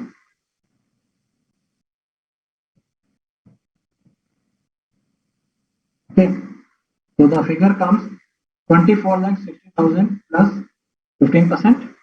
Okay. Now in the one student is asking Rohita. So now in this case, EFR means company need to repay or how we need to see. But now here company not need to repay, but they will utilize the retained earning for repayment of their loan. Okay, because they will have a cash.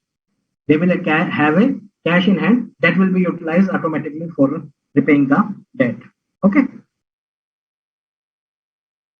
Sorry. Okay, student. Now let us see.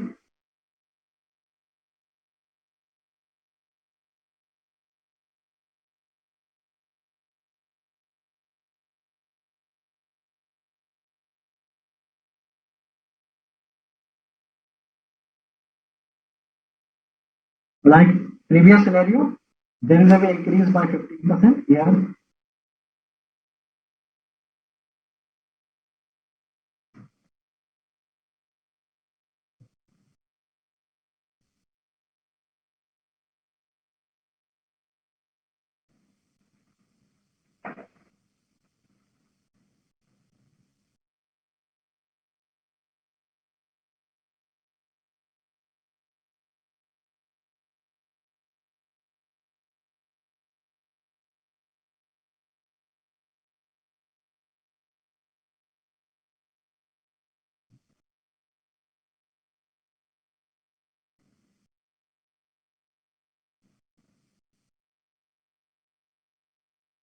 okay.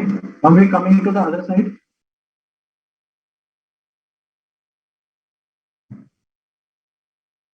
Equity.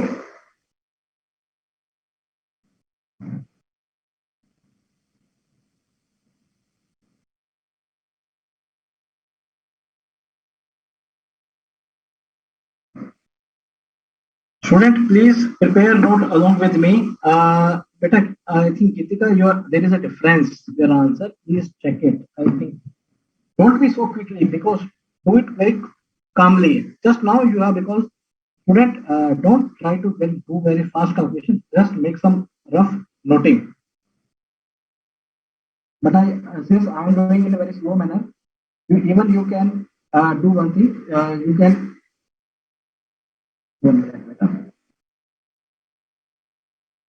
Our retained earning will be the same. That is sorry.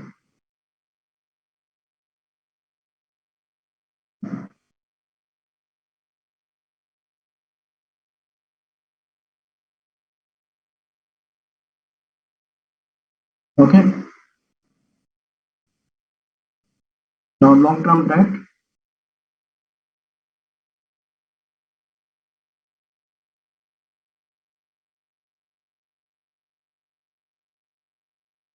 Okay, then we'll discuss see how the current liabilities.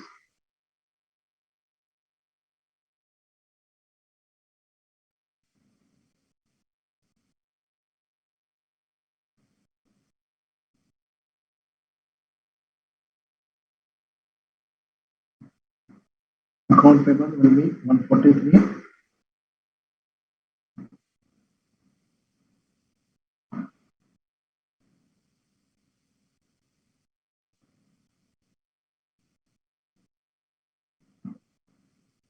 Okay, student. Now we carry out the total. Okay. So, here. Okay, I think you are reaching to the yes, yes. Now Kitika, you are better. Let me check. One minute, one. No, here, and then Ratnagar, your answer is correct, better. And then your answer is correct. Very good. Okay, student. Let us carry out the calculation.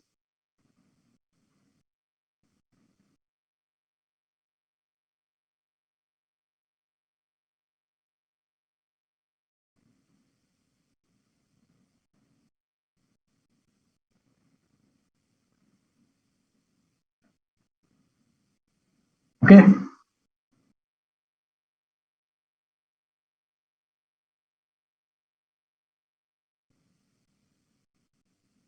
So what will be your balancing figure? The balancing figure will be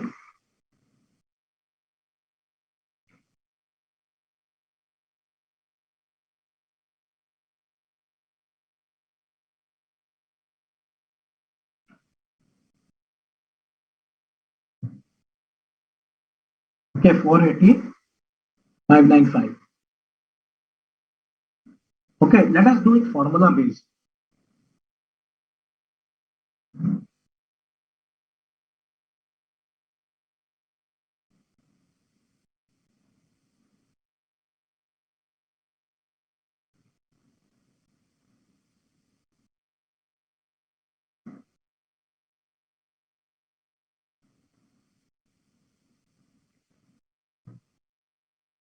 Okay, now student here you see I'm not writing again the formula. If we talk about the balance sheet, here the total is 69 lakh. Okay, and in the question it was, one minute, let me check. It was 60 lakh. That is increase of 15%. Straightforward. Okay, so 15% increase is equal to what? 9 lakh. Okay, so 9 lakh is the change in overall asset. Or I think I write a formula because you may get confused. No problem. Just I write the formula. Okay, beta.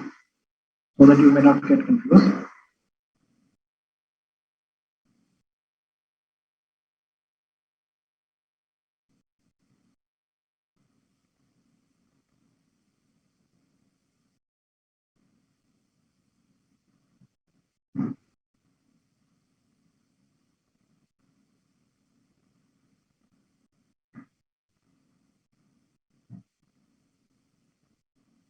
Okay, beta.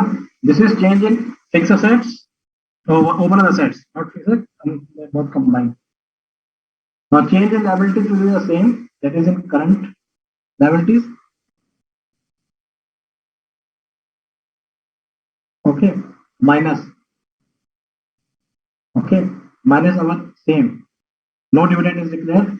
So whatever be our this this whatever be our this is our profit that will be kept with us.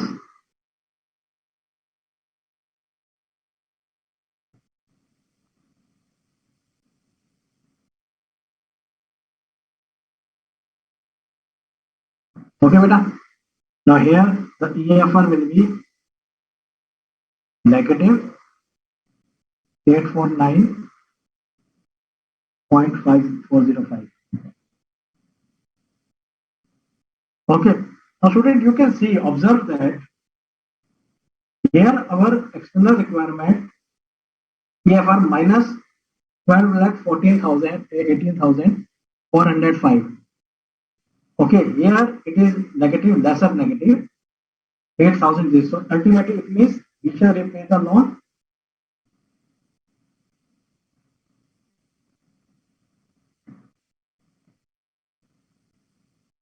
So here the difference is basically on account of our increase in fixed assets. Okay, you can link up like that. The difference between 12 lakh 18,405.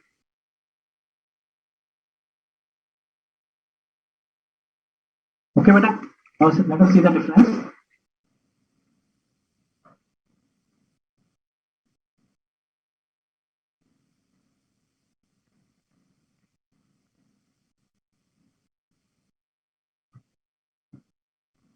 This is coming 3,69,000.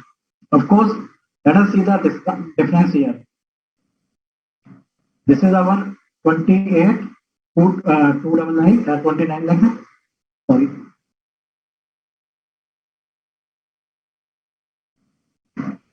Okay, now let us see the difference.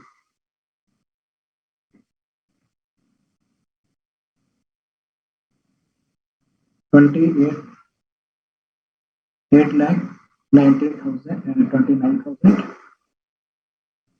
Okay, this is a revised fixed assets. Okay, and our earlier fixed asset was 24 lakh 60,000. Okay, beta. So the difference is 3 lakh 69,000.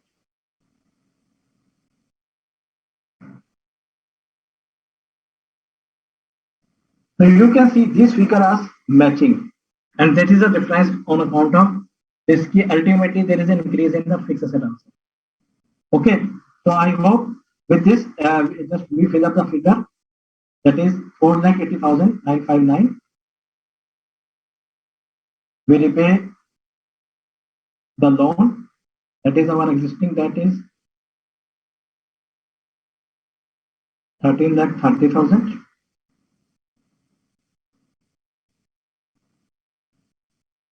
Okay, we are repaying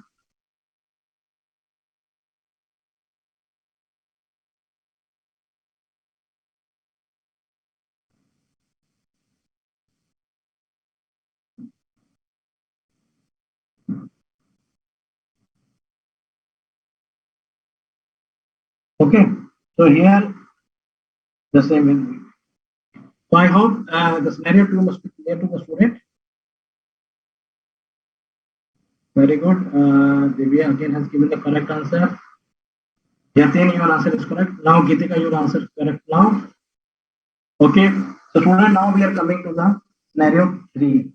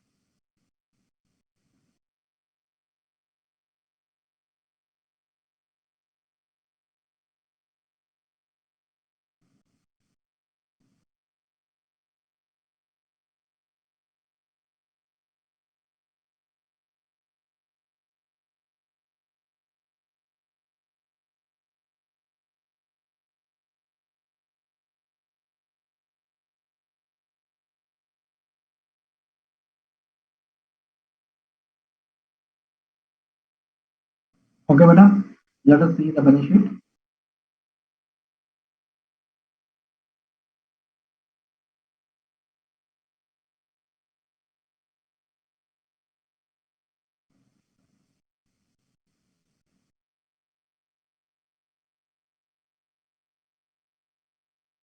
Okay. Oh, no, no, your answer is correct, madam.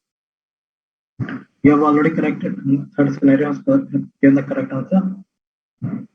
Let me compute here.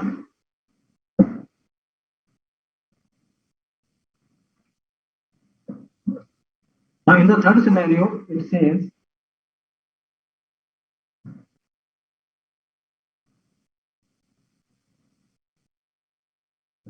change in total assets in proportion, that is this one, plus 50% profit is declared as dividend. Okay, that is 1 minus D. So D here will be 0.5. Okay. So let us see the situation. So you can say like that here, the 50% of dividend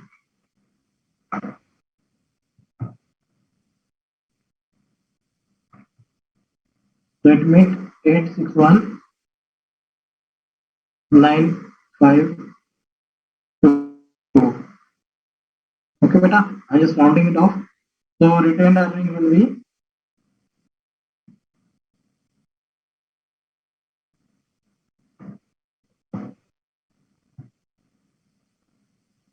okay, beta. Now let us continue.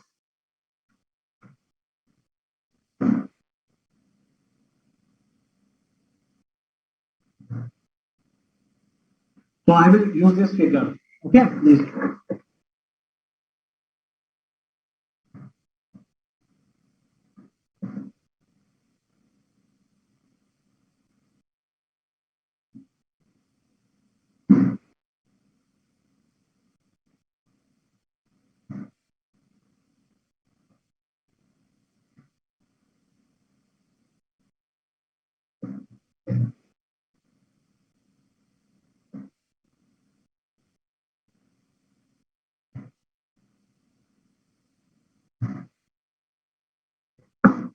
Cash.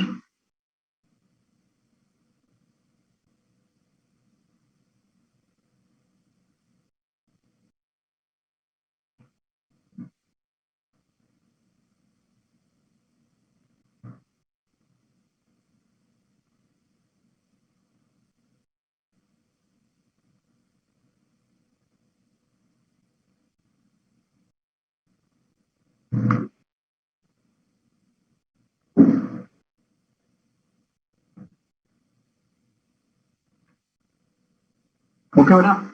Now we are coming to the other side.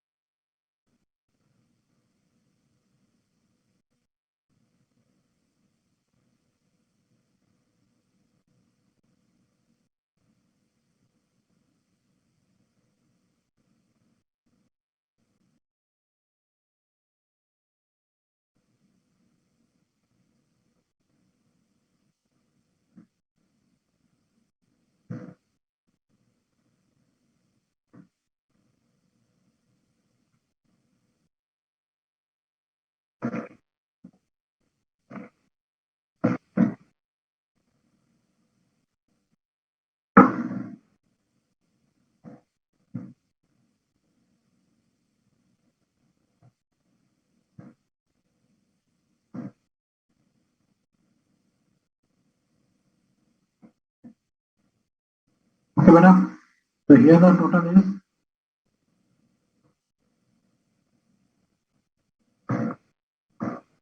69 lakh. Okay, I check out whether any student has given correct answer. Done. So here the balancing figure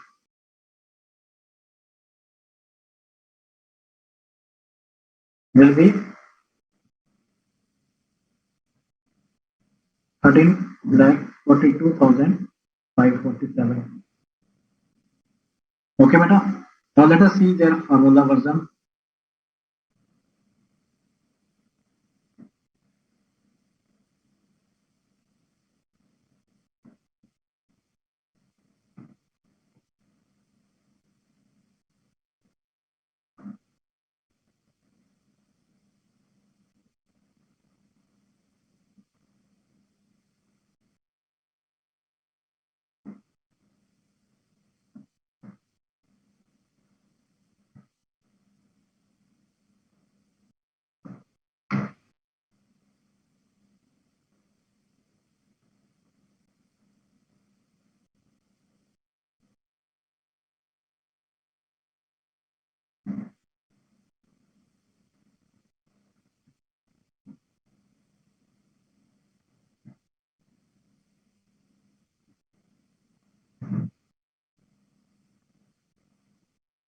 Here I need your attention. Here you can say like that. Our profit is this much.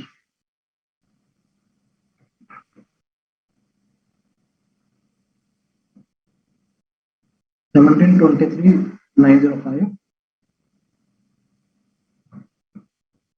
into 1 minus.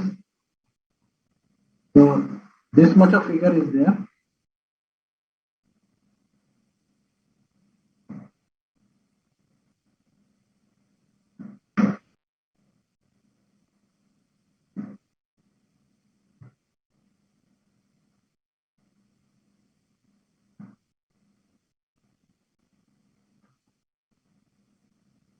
So here the figure is coming positive.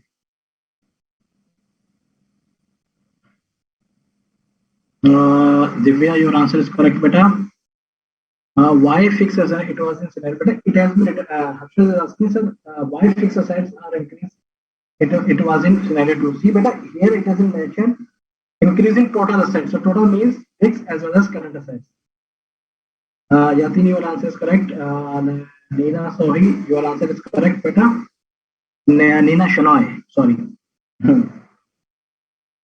Students, I may be sometime also I'm trying to correctly pronounce your name. Sometime if anything is changes there, please pardon me for the same because in hurry I may not read it out correctly, but I will read your name first name correctly.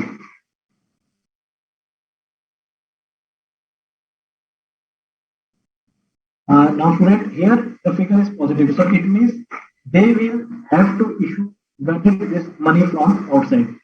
So we can see here this the figure is here. Okay, so I'm existing that now. Let us see.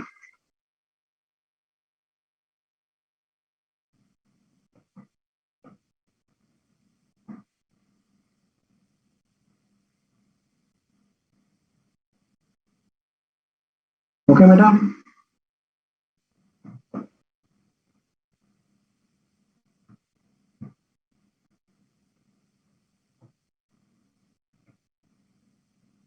So here we shall issue this much of this, so new balance sheet.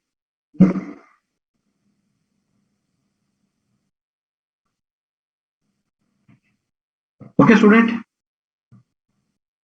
So I hope you must be thorough with this question.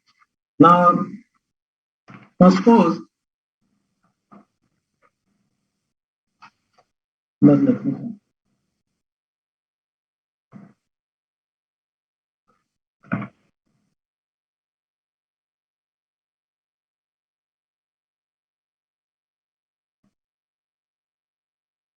Okay, beta. Now here this question comes to an end. Now let us read the question number 2. Okay, then I discuss because this question is from the January 2021 examination.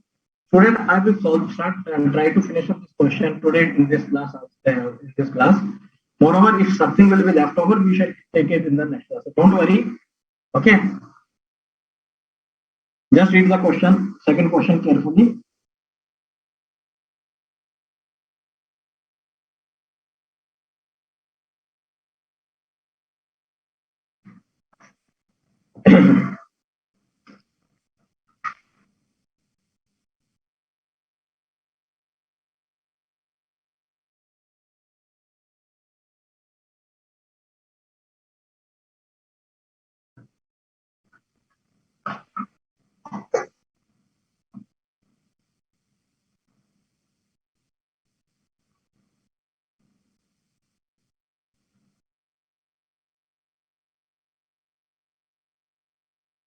Now, student, in this question it says the balance sheet or the necessary on as on this 2000 this is as follows. Sales for the year was 600 lakh. The sales are expected to grow 20% during the year. The profit margin and dividend payout ratio are expected to be this. Okay. The company further desired that during the current year, the sales to short-term loans and payable and provision be in the ratio of 4:3, and ratio of fixed to long-term loan should be 1.5, and debt equity ratio should be this. So here, what happened? Now, in a previous question, there was no such conditions like that, but it may be possible that company may not be interested in, you can say, they modifying uh, drastic change in their liquidity as well as their solvency position. So they may fix some riders that our ratio should not be moved beyond that, beyond that. So this is a kind of a conditional question. Okay, so conditional scenario, we have to see how we can manage this situation because we have to fulfill this requirement also. And since there is an increase in sales, so how much we have to raise the fund from outside. So both we have to solve from this angle. So what was the requirement of the question? First part was determining the external requirement. This is of prime importance because it will form the basis of our other calculation. An amount to be raised from short term, long term, and equity funds. Now, up till three scenarios, we have not touched upon the equity. So we have not raised from the any fund from the equity. Of course, we are retaining some money, but sometimes we are not retaining beyond that point. Okay, our equity capital is status quo. So here in this question, we shall see how we can approach. Okay. So before I approach to solve this question, let me check if there is a query. बेटा सेतु सेतु लक्ष्मी अनु बेटा sir, what is this positive figure? This positive figure indicates that you will have to raise additional amount. Okay, positive figure means like when we have get the negative figure, it means we are refunding the debt. Positive figure means we are raising this much of additional debt. Okay, student.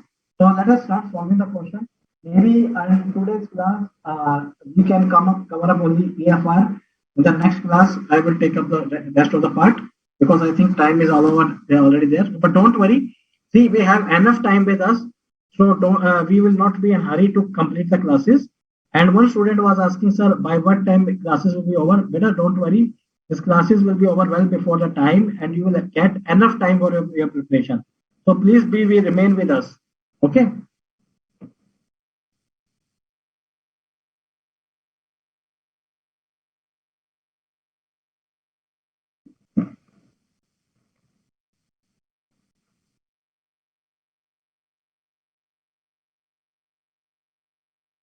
Now, students, sometimes this analytical approach is also called back envelope calculation, where just we carry out a simple calculations, scribblings.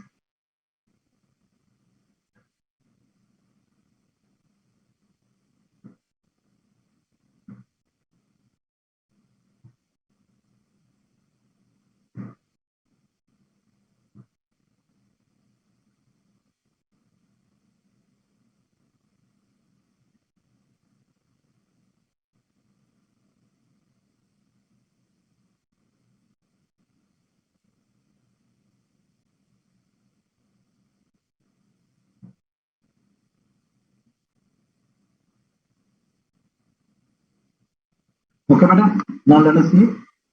This is rupee. That is rupee in lakh. Okay. Now our expected sales.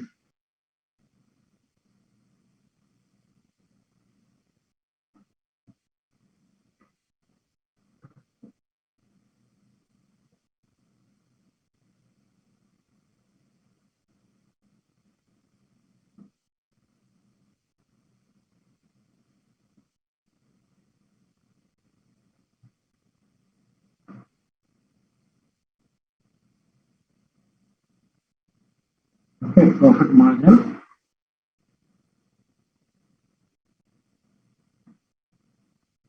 The profit margin is 4%.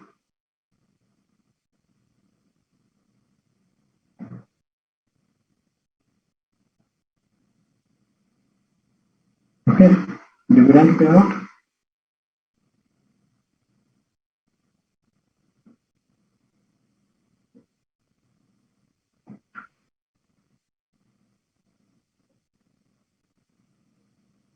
Okay, beta. So balance will be low, correct?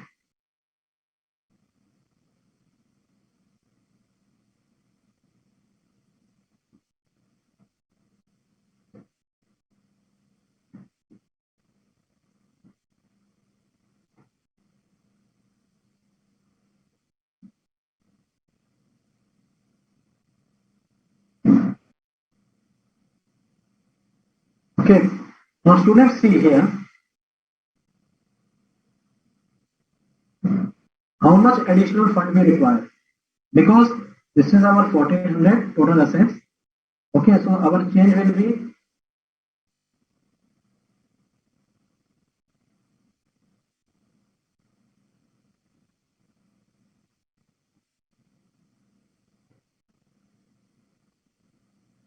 okay, beta. Now 14% into 0.20, that is 20%. Okay. Now this much amount we shall require in total asset change. Okay. However, a portion of the same will be financed over from payable and provisions. So that is 200. So 20% of 200 will also come from this. Okay. So ultimately we shall require 240. Okay, beta. And 240 we have required. And out of this, 14.40 will be met out from our internal sources, that is retained earning.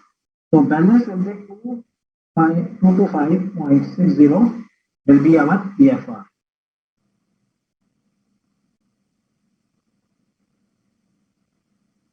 Okay.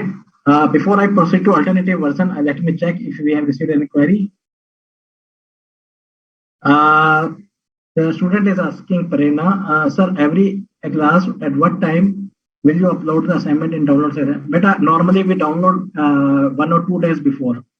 Although we will make the efforts more assignment can be like say if we are taking the topic of portfolio management. So before 1 day or 2 days before for the all classes of portfolio management, there will be concise assignment. Very good, Divya, your answer is correct, beta.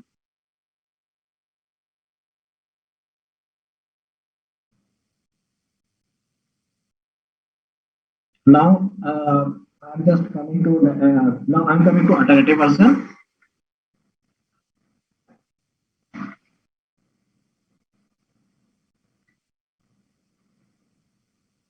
Now here the formula will be taken very good manner. Okay, let us see.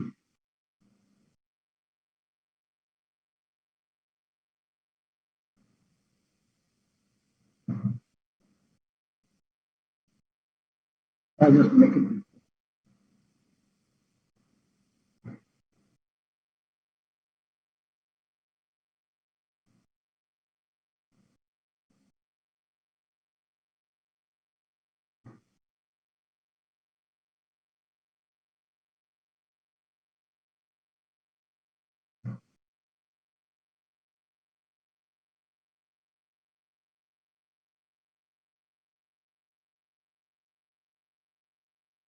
Always remember this is short-term liabilities, current liabilities.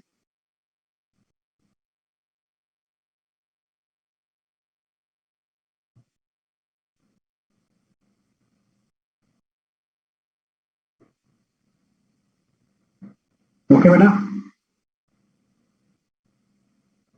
Our asset is here 1400. Okay, and our sales is 600. Our change in sale is 120 minus our liability is 200.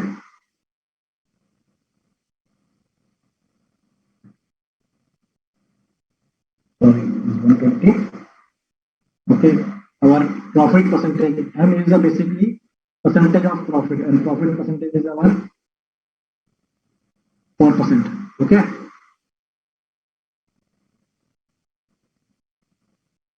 Our new sale is 720 into 1 minus 50% will be declared.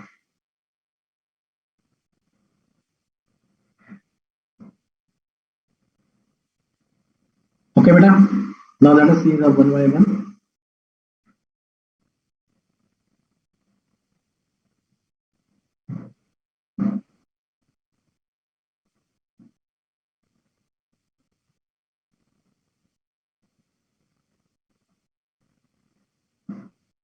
Better you give correct me if I am wrong on any place.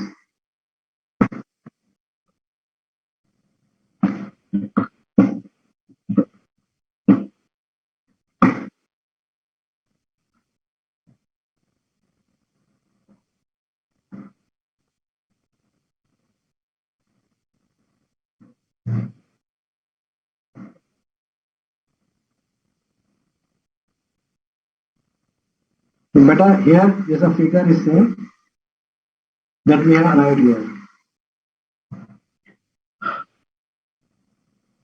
Okay, beta.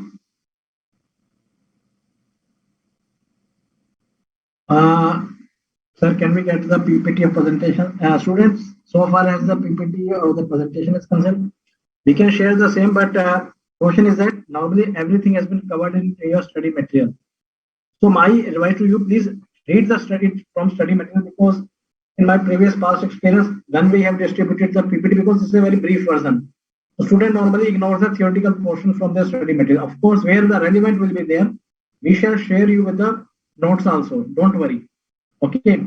And somewhere there may be due to some copyright issue, may not be given to you as a directly in manner.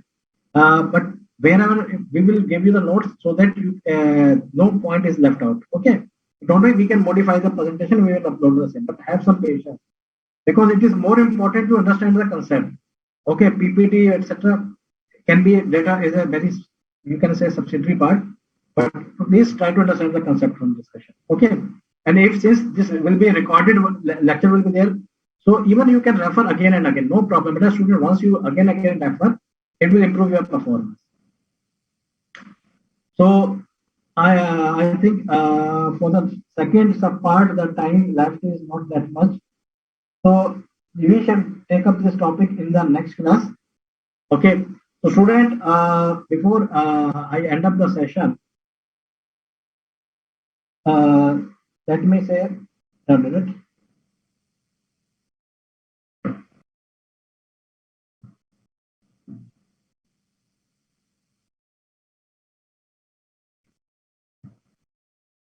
One minute.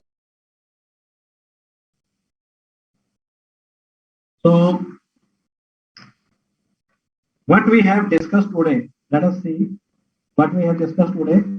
What are the major points we have covered today? So we can revise it.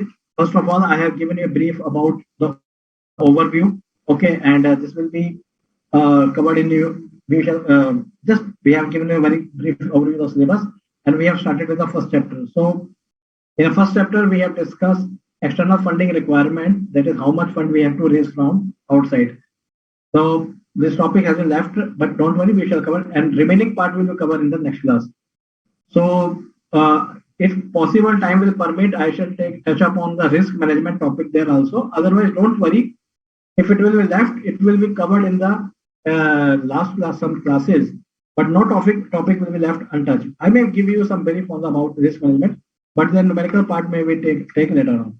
So student, thanks a lot for your patience listening. And I just forgot one thing. Let me just share my 1 minute. If you have any query, 1 minute, let me share my, because 1 minute.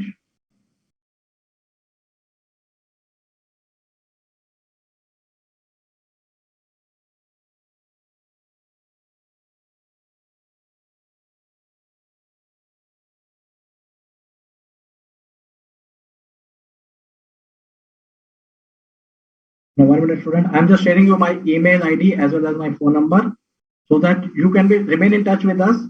So we are here to help you. 1 minute. 1 minute.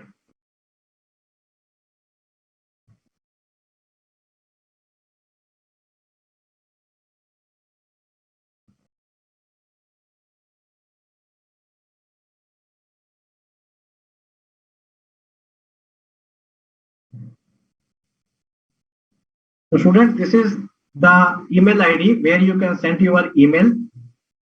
Okay, we have e-Sahayata portal also, you may be aware that. Okay, and this is my contact number where you can contact me directly in case of any doubt.